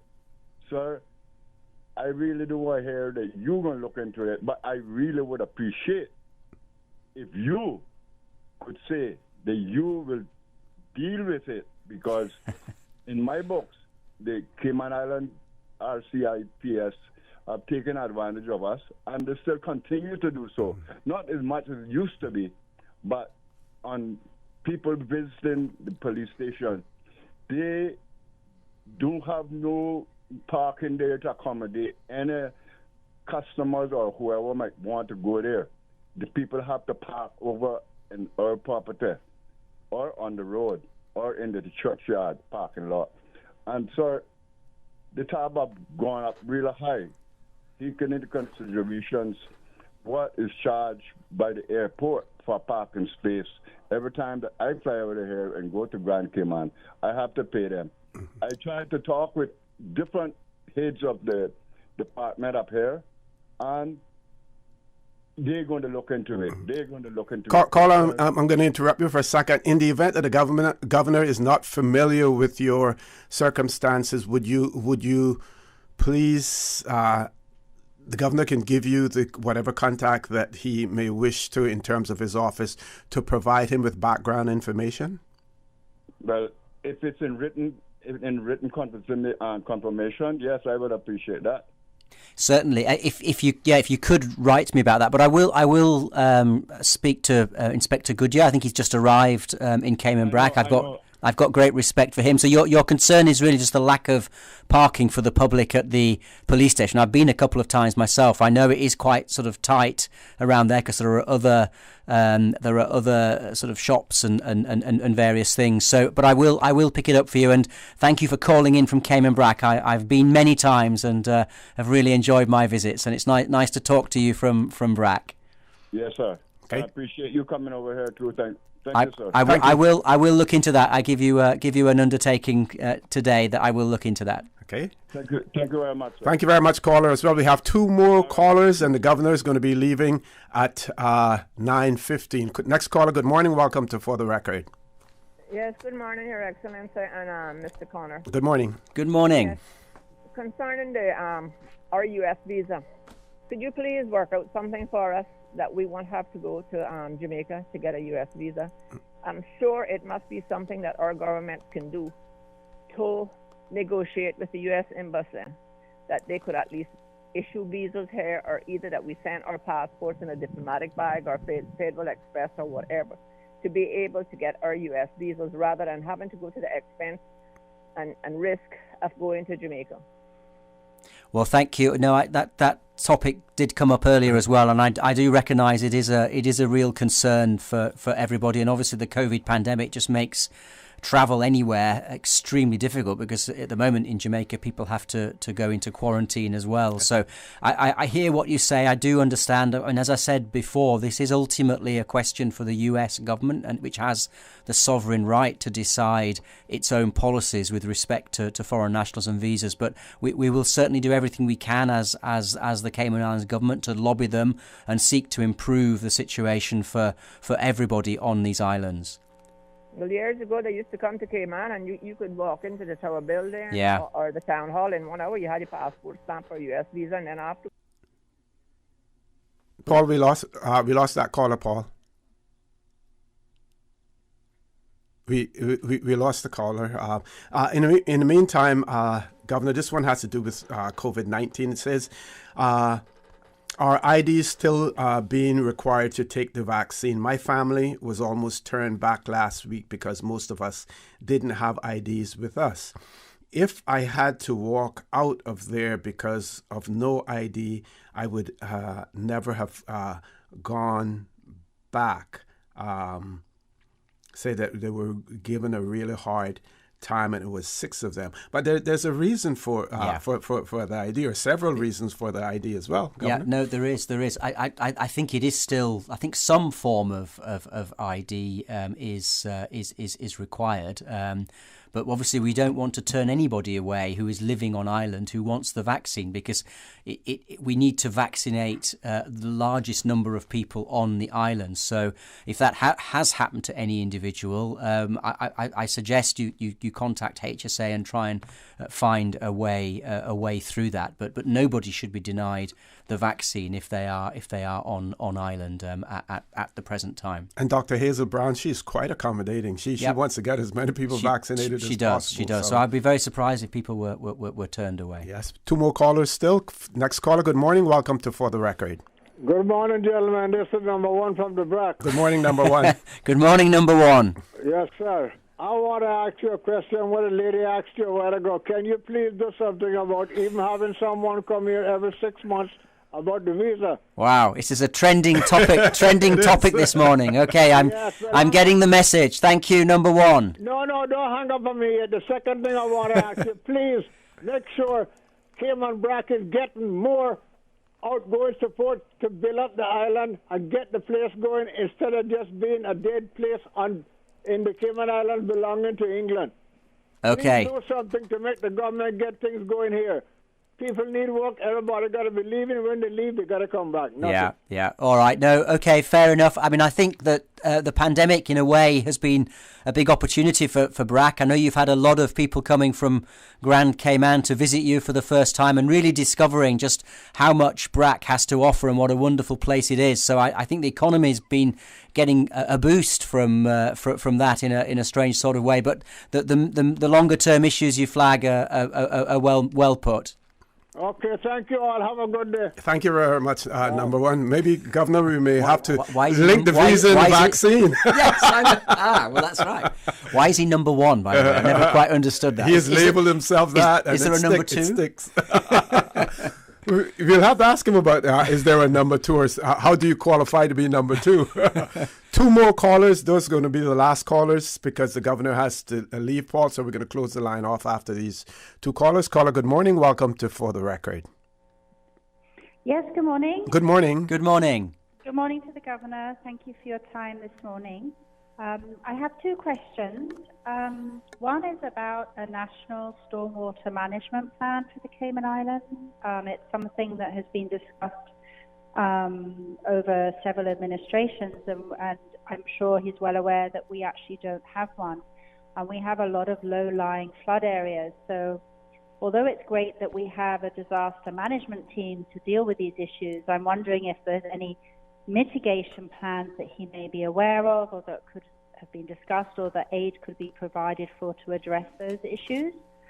And my second question is actually about to get an update on the Dagaro project in the BRAC. I have heard that there are proposals now for a gas port in the BRAC, and I wondered if he has any information on that. Thank you. Thank you very much, Colin. I mean, thank you very much for both those questions. Both very important topics. I mean, I think both of them are ultimately a question for the elected government rather than me. I also very much welcome Premier Panton taking on himself the portfolio of sustainable development and climate resilience. So I'm sure that first topic on the storm plans is something that he will want to look at very, very closely as well. On the second issue, I recognise people are concerned about that, but again, it is a matter for the local government. I'm sure the government has just arrived and is looking at all the various projects and topics and issues that is inherited, but it's for them to really respond on that one rather than me. And certainly hazard management would be involved in that as well. Storm management. The storm management, absolutely. Yes. Hazard management, I'm sure, already are very involved. And if there is a role for UK technical assistance, I'm very happy to talk to the UK about that. But we have the means and we have the resources on island to do a lot of this ourselves. So it may not be needed in this case. Okay, this caller has the distinction of being the last caller while the governor is here. Good morning, caller. Welcome to For the Record. Good morning, OC. Good morning, Governor Roper. Thank you for your time. Good morning. Which is valuable. Three things. One, the vaccination, the requirements for an identification. There are two requirements that are immovable. One, you have to have a mask, and the other, you have to have some form of identification because they have a legal document to prepare at the end of it, which is your vaccination card, which is going to have to be utilized in perpetuity when you're going to other ports of entry. And when you're going to be submitting yourself to other circumstances. It's going to be required in some instances for work overseas and in other places. So your identity is going to be has to be established. And the other thing I'd like to ask our police to note, which we have a challenge because we have a sector of our police force who are from overseas and not familiar with how terrible our hurricanes can get here regarding stormwater. We have lost a lot of police vehicles because of ignorance on the part of officers who are not familiar with navigating through salt water. And my observation has been that we've had flood circumstances in Savannah, and we've got police responding to a situation, and they go splashing through, and we know that after they have splashed through, we just lost $30,000 worth of cars. Yeah, caller, I'm going to ask you to be as brief as possible, though, please. Thank you very much. That'll be all. All right. Well, thank you for both those observations. I appreciate that. Okay, one more person has snuck in because they said it is really, really, really important. So we're going to take that caller. Caller, please try to be as brief as possible. Good morning. Yes. Welcome to For the Record. Good morning, Mr. O.C. Good morning to Your Excellency, the Governor, and your guest, if you have anyone there. Good morning. I mean, it's a little off the topic of you guys, but it's very important. We have a question. Maybe the Governor can look into it for us. Regarding the CCTVs that are placed on the light poles around the Cayman Islands, at the schools and everything, because, we've had different instances and there are things happening, especially on the school compounds, and when you go to check into it, they're telling us that the cameras are not working. Now, taxpayers are paying all of this money to have this thing serviced, and I think that if it's not working, if for the safety of the employees, the staff, the children, everything, I think, and for taxpayers' money, because we want accountability for our money, we ask that you would please look into that for us, because we think it is very important for us, because, as I say, all our money is being spent, and we need accountability of all this. Maybe the Governor, the President Premier needs to also look into some of this too. Thank you. Thank you very much. That is a really important point, and I can assure you it's actually under active discussion at the moment. There were certainly discussions going on about CCTV, particularly private institutions who can have their own CCTV, but also government ones as well, and it's been an issue on the BRAC. So it's absolutely under discussion, and I agree with you. We should consider all possibilities to help us improve the security situation, but also it can help us on traffic and all sorts of things. Okay. Governor, I know we kept you longer than you anticipated, but I want to give you an opportunity also for some closing comments, sir. Well, just to say thank you, OC, and let me say on the record, as we are on the record, thank you to you for I think the extremely responsible way in which you have encouraged our community to take the vaccine. I very much appreciate that. You're most welcome, sir. We have a long weekend ahead, yes. So I just wish everyone a very pleasant and restful weekend. We are incredibly blessed on the Cayman Islands to be living the lives that we are living. So I just simply repeat my request for people who haven't yet had the vaccine. Please do go and get it. You can get it in the evenings. You can go to Camana Bay. It's very easy to get the vaccine, and it's the right thing to do for you, for your family, for your friends, and for our community. Certainly. So thank you very much. And thank you very much, sir, for your leadership as well through these very challenging times. Also, and you've had a unique opportunity of that some governors don't have in terms of working with one administration, being a governor through an elections process, and then working with another, administration as well. I think that in itself is a wonderful experience, I believe. Absolutely. Okay. Absolutely. Thank you very much. Thank you very much. Folks, we're going to take a commercial break. When we return, we will continue to have an open mic. I have several other WhatsApp messages that I will share with you as well, one relating to Cayman Airways and the schedule in the BRAC. Please stay tuned for the record. We'll be back shortly. When I was growing up in Cayman, Sundays was always a big day for our family. Everyone would go to Granny's house for Sunday dinner after church. Even today, I can still smell the aroma of all the delicious food we used to eat, especially the hot, fresh baked bread smothered in butter, topped off with our favorite pan cheese. These days, I don't have enough time to cook and bake, but I do my best to carry on the Sunday tradition of family meals, and being able to get hot, fresh bread with no preservatives or additives from Caribbean Bakery is a big help for me. Shh, don't tell them, they still think I baked it. Caribbean Bakery, now delivering every Sunday to McGrath's grocery store in Eastern Avenue and Marina Drive. Caribbean Bakery, made Cayman fresh. I grew up in a Canadian village with a general store that had just about anything you could ever need. That's what I'm reminded of every time I go into West Bay Pharmacy. It's not just because it's well stocked with necessities and oddities, but also because it's like our community hub. The staff treat customers like friends. Ron and the team of pharmacists have kept my family patched up and flu-free for years, and there are usually a few good laughs mixed in. They are truly taking care of my health and my family's health. West Bay Pharmacy is the very best of Cayman kind.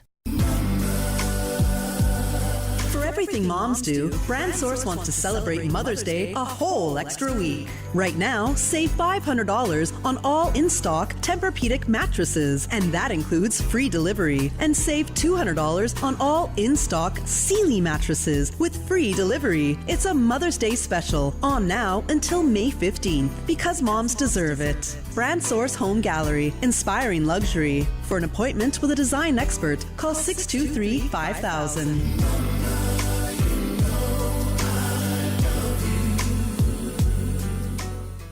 You can now renew your driver's license or motor vehicle license online. And you don't need an ESID number. It's as easy as 1, 2, 3. Visit www.dvdl.gov.ky. For the record, with Ort Connor. Initiating system. For information that matter. For the record, with Ort Connor. Continues right now on Radio Cayman. Good morning and welcome back to For the Record. The governor has left the studio. He has covered several areas of importance, and I hope and I trust that our listeners found that to be extremely informative and important as well. So, Monday is a holiday. We call it Discovery Day here in the Cayman Islands. Some suggestions, and I believe I even spoke about this. Maybe we need to change that. I'm not a member of the cancel culture. I should say I'm not a subscription-paying member of the cancel culture, because there are certain things that I would like to see canceled as well. And maybe Discovery Day should be one of those, and we need to rename it Seafarers Day. Seafarers Day instead of Discovery Day as well. So that is something that we may want to look into. On the visa front, people feel like this is really extremely important. You would have heard the governor talk about the fact that the inconveniences in terms of traveling into Jamaica, having to quarantine and everything else. I do believe, and correct me if I'm wrong, because I probably will be wrong, but there's a particular age group, whether it is 80 or 85, where you do not have to appear in person once you have reached that age for an interview. Also, on renewals, you're not required to appear for an interview. But certainly, the mere fact of having to travel to pay hotel fees, not to mention all of the inconveniences, and maybe with a new administration in place, we know the Trump administration, the approach that they took in relation to immigration into the U.S. and travel into the U.S. Maybe we will get a sympathetic ear from the new U.S. government. The other day, I was talking to someone, and we were talking about Cayman Islands representation overseas. Of course, we have our London office, but we also, at one point in time, had employed the services of a company called DLA. I think they were eventually acquired by a U.S. firm, but they're basically a lobbying and a consultant body, and they used to keep us up to date with what was happening in the European Union, what was happening as far as UK legislation is concerned. And my question has to do with whether or not we continue to employ. And this doesn't have anything to do with the new government, talking about previous governments, whether or not we continue to employ additional resources to lobby for us. Again, in the U.S., we had a company called the Livingston Group. This would have been in the early 2000s. We had the Livingston Group, and maybe even prior to 2000, the Livingston Group, who lobbied for us in the United States. Now, the Livingston Group was headed up by a gentleman by the name of Bob Livingston, who was a former speaker of the U.S. House of Representatives, and he may have left that speakership under cloudy circumstances, possibly. I'm not, but he certainly knew all the nooks and crannies and the hallways as far as Washington, D.C. was concerned. We employed the Livingston Group to lobby for us, to advise us on certain issues. My question is, do we or will we engage the services of a U.S. company to lobby, for us in that regard? Unlike Bermuda, where Bermuda actually has a U.S. consular representative there, so they have an ear in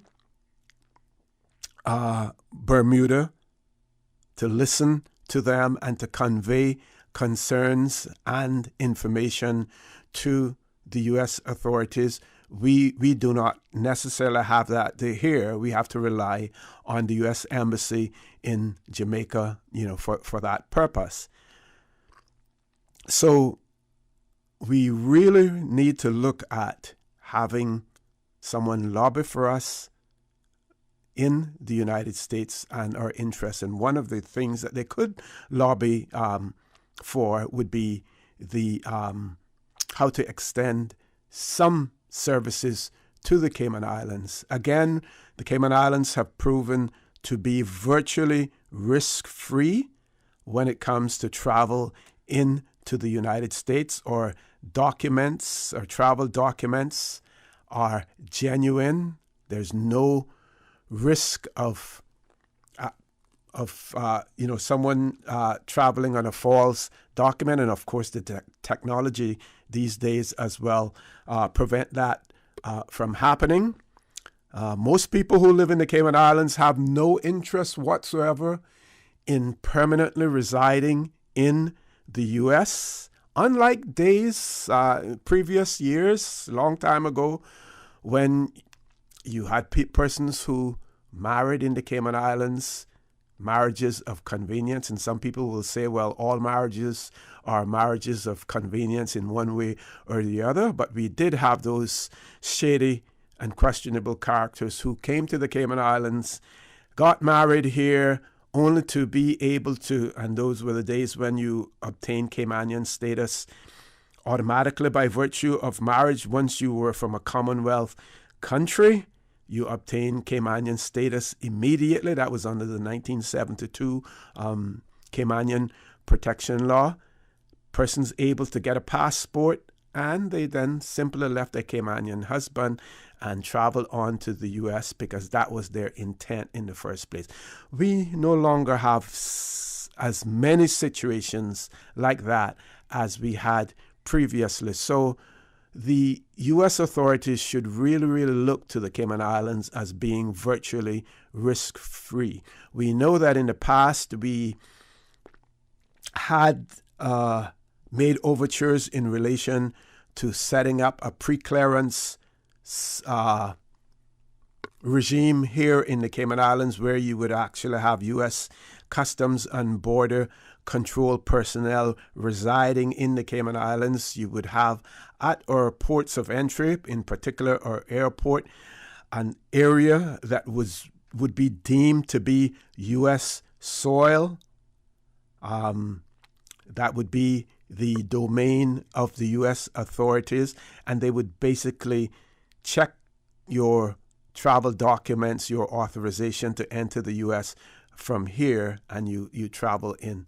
Bermuda has something like that. Ireland has something like that. The Bahamas have something like that. We were unfortunately unable to get something like that going because the United States government started to cut their budgets and starting to reduce their presence overseas when it came to pre-clearance as well. So this person has written in and said, if we could even pay for a little extra for them to come here, it would be worth it. So those are avenues that we need to look into with the U.S. authorities. But like I said before, we need to have someone, we need to have a voice in the United States. We need to have an ear on the ground in the United States to try to influence the powers that be over there.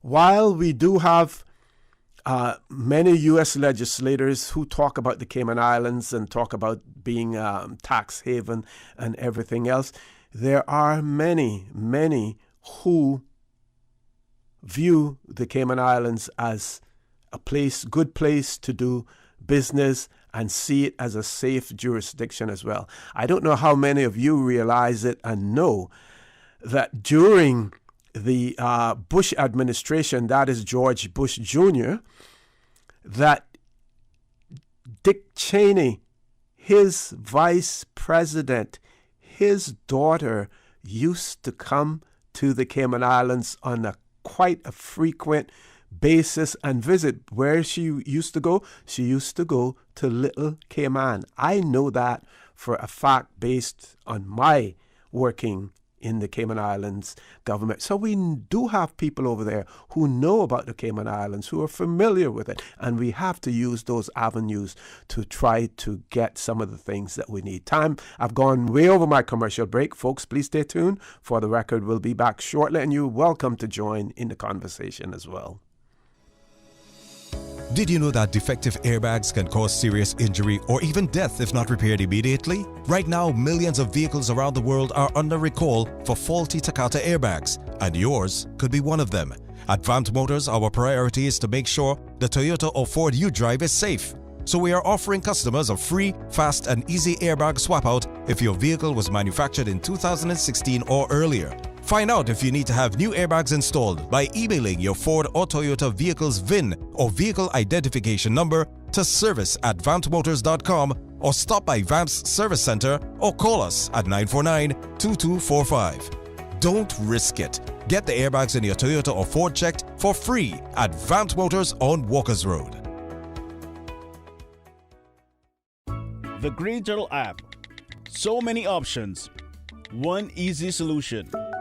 All new subscription feature to automate your weekly, bi-weekly, or monthly top-up. Makes your life easier. Never lose a number again. Keep your children on budget. Yes! Make sure you can stay in touch with your loved one. Woohoo! No hassles. Green Turtle makes it easy. Take a ride on Cayman's Green Turtle Express. Download the Green Turtle app today. It just makes life easier. Remember, you can get mobile gift cards for Xbox, PlayStation, Apple, and Spotify delivered right to your phone. Playtime is now in real time. When I was growing up in Cayman, Sundays was always a big day for our family. Everyone would go to Granny's house for Sunday dinner after church. Even today, I can still smell the aroma of all the delicious food we used to eat, especially the hot, fresh baked bread smothered in butter, topped off with our favorite pan cheese. These days, I don't have enough time to cook and bake, but I do my best to carry on the Sunday tradition of family meals, and being able to get hot, fresh bread with no preservatives or additives from Caribbean Bakery is a big help for me. Shh, don't tell them, they still think I baked it. Caribbean Bakery, now delivering every Sunday to McGrath's grocery store in Eastern Avenue and Marina Drive. Caribbean Bakery, made Cayman fresh. Visit Healthcare Pharmacy's second location in Governor Square, servicing West Bay and the 7 Mile Beach Corridor with the care and professionalism you have come to expect from Healthcare Pharmacy. Healthcare Pharmacy in Governor Square also stocks a huge selection of Hallmark and shoebox greeting cards, vitamins, sunblock, last minute, and everyday needs. To refill and transfer your prescriptions, simply WhatsApp 329-7313 or visit healthcarepharmacy.ky or drop by Monday to Saturday from 9 till 6. For the Record with Ort Connor. Initiating system. For information that matter. For the Record with Ort Connor. Continues right now on Radio Cayman. Good morning. Welcome back to For the Record. No guests in the studio, but our phone lines are open. We're receiving WhatsApp messages, emails, and we do have callers as well. So, caller, good morning. Welcome to For the Record. Morning again, Morning again, number one. You heard the question about is there a number two? Well, maybe that's the governor. You should have told him so. So maybe that's you, sir. I just want to clear my name with that. That name was given to me years ago from another person on Radio Cayman Talk. So he would say, the number one caller from the Bronx. Okay. So we have the that history. was many, many years ago. We have the history of that then. Great, yes, great. I can tell you. I'm not going to call his name, but I can tell you. Okay? And whenever I would call it, that's why he said, the number one caller from the Bronx. Hello, number one. Have you ever given the thought to officially changing it to that? I mean, that's celebrity status, Well, that's why I left it like that, because I'm just a bigger celebrity as the governor or anyone else on the Bronx. Okay, sir? Okay. Yesterday I overheard someone, and I did get a WhatsApp message this morning, and I'm going to read it at some point in time, about the Cayman Airways schedule in the BRAC and the changes over there, and it seems as if it has really inconvenienced persons, especially those who may have important medical appointments in Cayman, in Grand Cayman, sorry. I've really never heard about no change, so maybe you know more than me. Okay, well, I definitely will share it, with the audience as well. Yeah, well, I hope the governor listen and make him know saying that I didn't give myself that name, and I didn't give myself governor name. It was the royalty. Okay. All right, bye. Thank you, number one. Any other caller there, Paul? No caller? Okay. So this person has written in and said, good morning. Regarding the U.S.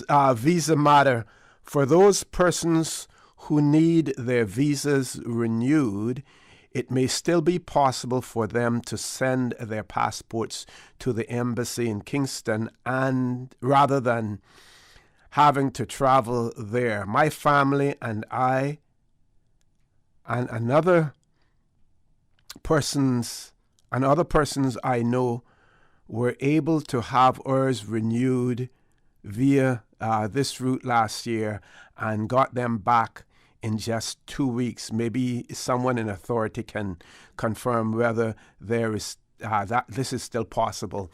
I haven't been on the U.S. Embassy's website recently, but I do know that, yes, there was, in relation to renewals, there were some categories where an in-person interview was not necessary. We also know that there's an age group where an in-person presence is not necessary either in the upper level as well as the lower level as far as children will concern. But I will try to familiarize myself with that more so that I can share that information with you as well. This other person wrote in and said, in regards to ESTA, for Cayman passports, I was advised once on entering the U.S. that the Cayman passport has a code GBR. If the Cayman passport has a code GBR, you can actually get ESTA on it. I did get it for all of us in my family. It's worth for people to check it themselves. So the Cayman passport has GBR in it. They're saying that you can apply for an ESTA with that they have successfully done that as well. I can only pass on what persons have said. No reason to doubt that as well. But certainly clarification on it would be possible. Sometimes you get at the Customs and Border Control in the U.S., and some of those officers there, they may be new. They sometimes may not be familiar with issues as well. How many of you have been there using the visa waiver form that we get from the passport office here, and you get an officer who has to call a supervisor because they're not familiar with that particular document, as well. But that would be good to know if you have a Cayman passport, it says GBR in it, whether or not that qualifies you for the ESTA. Another caller, good morning. Welcome to For the Record. Good morning, Jose. How are you doing? Good morning. I'm fine. How are you? I'm doing pretty good. I took that first job, so let's see what happens. I'm still under the weather a little bit, so but see what happens, eh? Oh, hopefully. Thank you. Hopefully you feel much better. Yeah, me too. Talking about United States and the Cayman Islands. Cayman Islands right now is, how I see it, is what United States was 35, 40 years ago. When shall I say United States was United States? We are the little United States now if you go back 30, 40 years, meaning that everyone wants to come here. And I say this without any fear of friction. If we don't look at what's coming in here and, let's say, sort of shut the doors, we're going to be in deep trouble. Into the District of West Bay, if you take a look just right around the coastline at all, they're putting up the walls of Jericho. The locals, in another couple of years, you won't see anything like a coastline, okay? It's all being high-rise, 8, 10 stories. You look into the wetlands that they're filling in now. There is no end of, I don't call it development, I call it destruction into my district of West Bay. If the government that we have now, which I support, if they're going to make a move to try to correct some of this stuff, they need to get on it like yesterday, because in another couple of years, it will be too late. I mean, once you look around, all your vegetation is being depleted, being blues, and they're putting up a couple of flimsy palm trees. What's going on here? That are not indigenous to the Cayman Islands.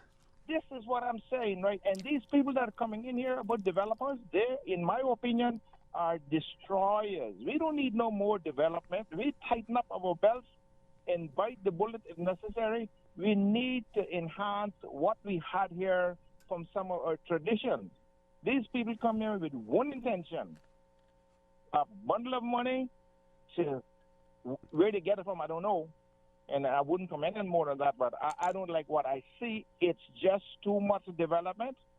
And the government of the day better take a real serious look at what's happening here, because I am behind them, but I need to see in short order what is their intention, because these people are coming in here from United States, from South Africa, all over, England, all over, and just buying anything that is available, losing all your natural. I mean, it really gets me worked up to see what's happening over a little freshwater pond that you have your whistling ducks and your coots and all your wildlife. It's being demolished, filled in, and starting to build. So I just hope that somebody from the government, or all bodies from the government, are listening to what I'm saying, because we are hoping to have a very serious meeting on the 26th of this month, the West Bay Action Committee, and we hope that they're going to listen with both ears and okay our proposal and put something into the law that what we need so bad. So I just thought... Question, how much time are you going to give the government to take some action? How much time are you prepared to give them? You realize that they have a lot on their plate.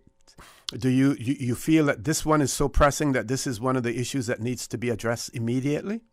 Well, it certainly is, because if you lose your environment, okay, if you lose your environment, you have nothing, in my opinion, much more to look forward to, because in your environment, we breathing the air that the trees put off, and they're breathing our air, the pollution here. Look at your temperatures. What are your temperatures resistant to in 2021? Okay? You're looking at the high 90s this summer, maybe over 100 degrees. We didn't have that years ago. In 1958, we had 57, 58 degrees. Okay, I've been following it up. and now it's 85, 87, 90 degrees average temperature in the summer. So where we going? Air conditioning? Solar energy? That's not the answer. Look at your trees. Look how droopy they're looking. Okay, so that is important that the government look at this, because if we destroy our environment, then we destroy our life. Okay, thank you very much, caller. Thank you for that. We have reached a commercial break. Please stay tuned. We'll have about 12 minutes left when we return. Did you know the third most important factor for customer retention is cleanliness? With 95% of shoppers saying exterior appliance influences where they decide to shop.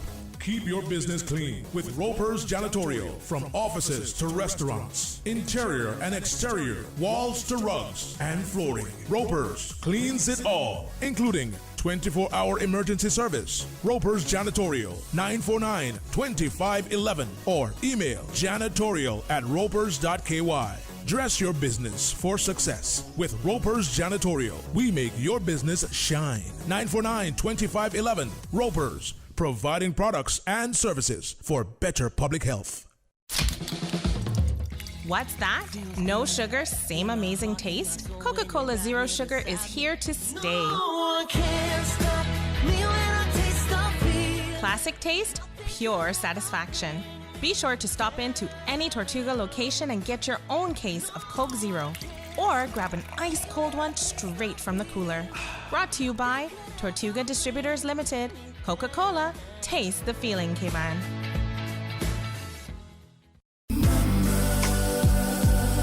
For everything moms do, BrandSource wants to celebrate Mother's Day a whole extra week. Right now, save $500 on all in-stock Tempur-Pedic mattresses, and that includes free delivery. And save $200 on all in-stock Sealy mattresses with free delivery. It's a Mother's Day special, on now until May 15th, because moms deserve it. BrandSource Home Gallery, inspiring luxury. For an appointment with a design expert, call 623-5000.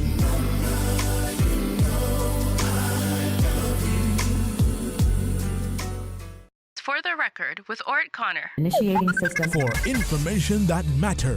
For the record, with Ort Connor. Continues right now on Radio Cayman.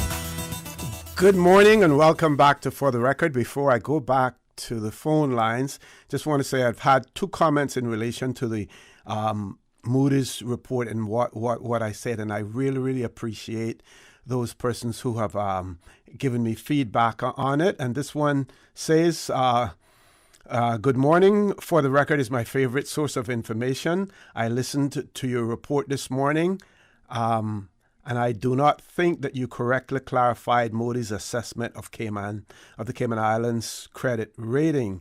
And they have provided me with the report, which was compiled and completed last month. And I certainly will look at that report and share more information with you. Maybe I went further than I should have, not being a real finance person. But the point that I was really trying to get across was the fact that we had a good rating from Moody's. That is good for the Cayman Islands, and that also demonstrated the confidence that investors should have in the Cayman Islands as well. Also received several more comments in relation to the U.S. visa situation. This one says some renewals require interviews.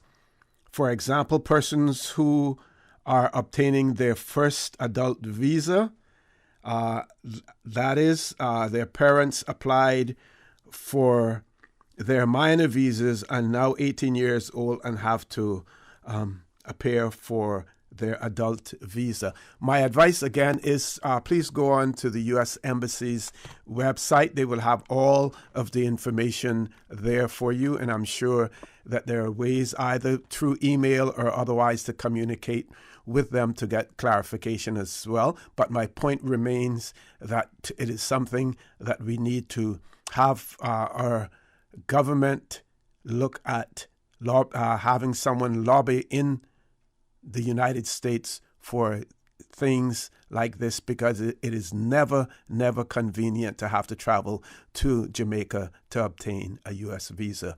3 callers and 10 minutes. So I'm going to just say to each caller, govern the amount of time that you have, bearing in mind that someone else is waiting behind you. Caller, good morning. Welcome to For the Record. Yes, good morning. His Excellency the Governor said they were having something Monday evening at 4. Is it by the admin building? Is it this coming Monday or when is it? He was he taught?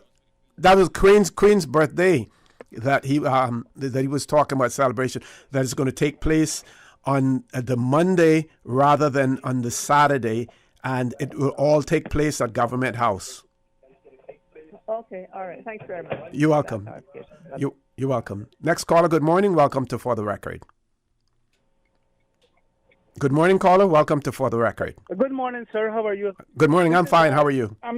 My name is Chico Moore. I'm from Bay Islands, up Honduras. Okay. Bonacca. Okay. But I practically raised up all of my life here. All of my grandparents and everything was from here. What I'm seeking for is some help. If you have any spare vaccines that, maybe I know through your help you could do a lot of things in Cayman. Yes, I know we have a lot of connection with family, and there used to be a lot of help between the two islands 40 years ago. Mm-hmm. I'm trying to see if I could get some help for some vaccine for the people. Well, we're trying to get open too, and it's so hard because we don't have no help for vaccine from nowhere. Mm-hmm. And I know England used to own us years ago, so maybe we could get some help somehow. Okay, I don't know if you heard Dr. Hazel Brown when she was on here, but as far as the vaccine that we have here, if we end up with any excess, it is going to be difficult for us to share it with anyone else. Number one, based on the memorandum of understanding that we have with the United Kingdom in terms of our receipt of that and what can be done with it. The additional factor has to do with the vaccine is allowed to be able to travel only a certain amount of legs, and we would not be able to transport it from Cayman to another jurisdiction because of all of the other transport issues that have taken legs that have already gone through. I'm sure that the people of the Cayman Islands would certainly want to share, with our fellow Hondurans, many of whom are family members as well. But it would be extremely difficult. But I would suggest that you call the Health Services Authority or speak with our Minister for Health here to see what, if anything, can be done to assist. Of course, the other thing that we have to be careful about is that really we can't step on the toes of the government of Honduras as well. The government of Honduras wields complete and sole authority over what happens within their borders. So anything that is done there would have to be done with the acquiescence or the agreement of the Honduran government as well. Yes, sir, I understand. Thank you very much, sir. Thank you. Thank you very much. Maybe in the future something. We hope something can take place. I will speak with the later from Minister and see what she says. Certainly. Okay. Next caller. Good morning. Welcome to For the Record. Good morning to you, Mr. Osier. Good morning, sir. Good morning. It's a great pity when we hear that wonderful lady, Dr. Hazel Brown, saying that we might have to dump that. And these people, who are, most of them are family, are crying out for the need of it. What a shame. What a disgrace. With regards to the visa thing with the U.S., that problem could have been straightened out a long time ago. Trust me, many immigration officers have said what that person was saying, that they see no reason why we need a visa. Over and over have said that to me, travelers. The problem is we need to go to the U.S. Department of Inland Security, I think it is Homeland Security, and do it. We have a very good relationship with them. And that, because I remember very well that Bahamians up until 30 years ago could drive their cars onto the ferry, of course, and go across and drive their cars there with a Bahamian license plate only in the state of Florida. This is not something I'm asking. It's something that I know. But remember now, we do not have consular, we do not have representation. The UK government represents us in Washington, D.C. I understand that. I understand what you're saying. But I'm saying that it is a lack of our anticipating in trying to get it ourselves. Anticipating our government then, our political... But I know governments who have tried, who have made attempts to do so, genuine attempts. I don't know about that. But I do. Anyhow, Bahamian and Haitian high-ranking military officers used to use that ability of the Bahamians and go over there and buy their cars, just go across on the ferry, because I met some of them through a connection. A Haitian friend of mine there, they would come over and buy their cars. They're utilizing that, whether it was their diplomatic passport or not, or getting a Bahamian passport. I'm sure they could obtain that. And they used to come over and buy their cars, expensive cars, while their people are wallowing in poverty. This is something I know, I'm not asking. But I guess, and there's another thing, maybe, I don't know if you've ever thought that a permanent U.S. embassy here or consular office here might not be so accepted so favorably by powerful people in our society. Why it not be? I'm just saying that it's possible. Maybe they would not. We know the kind of business that we are in. Many times we have to fight with different restrictions on our dealings and so forth, financial world. I don't know. I'm just thinking that's quite possible. In my opinion, that may not go so well. Why we wouldn't be pushing it and so forth. So I don't know, but I don't see why this problem couldn't have been solved before. I don't really accept. Trust me, attempts have been made. Now, whether or not we went far enough with it, like you would have heard, my question is, why aren't we using credible lobbying persons or companies in the United States to talk to the administrations in this regard? I believe that we have an administration now that would listen. Maybe I don't know about that. Okay. But I'm just saying that I think we could make direct representation with them as long as we have the British government's permission to do so, that we talk with them. I see no reason why it can't be done. Thank you. Anyway, thank you very leave much. it alone at that. I won't say anymore. Okay. Thank you very much, sir. Thank you very much. Okay. In relation to renaming Discovery Day, one of our listeners has written in and said our emancipation came on the 3rd of May. It was once a public holiday, and we could easily switch Discovery Day with the Monday closest to May the 3rd. So emancipation came on May the 3rd, 1835. So again, one of the changes that we may want to lobby for. I'm going to go a little bit over time, but I want to read this because this person had sent it in, and maybe the powers that be may want to explain to the people of Cayman Brac why this has taken place. The person says, Cayman Airways changed their flight schedule, leaving the Brac from 8:30 a.m. to 9:15 a.m. That's had the Brackers that have to go to Grand Cayman for doctor's appointments, that will cause Brackers to be late or lose their appointments, and sometimes causing us to have to stay over in Grand Cayman Pay Hotel.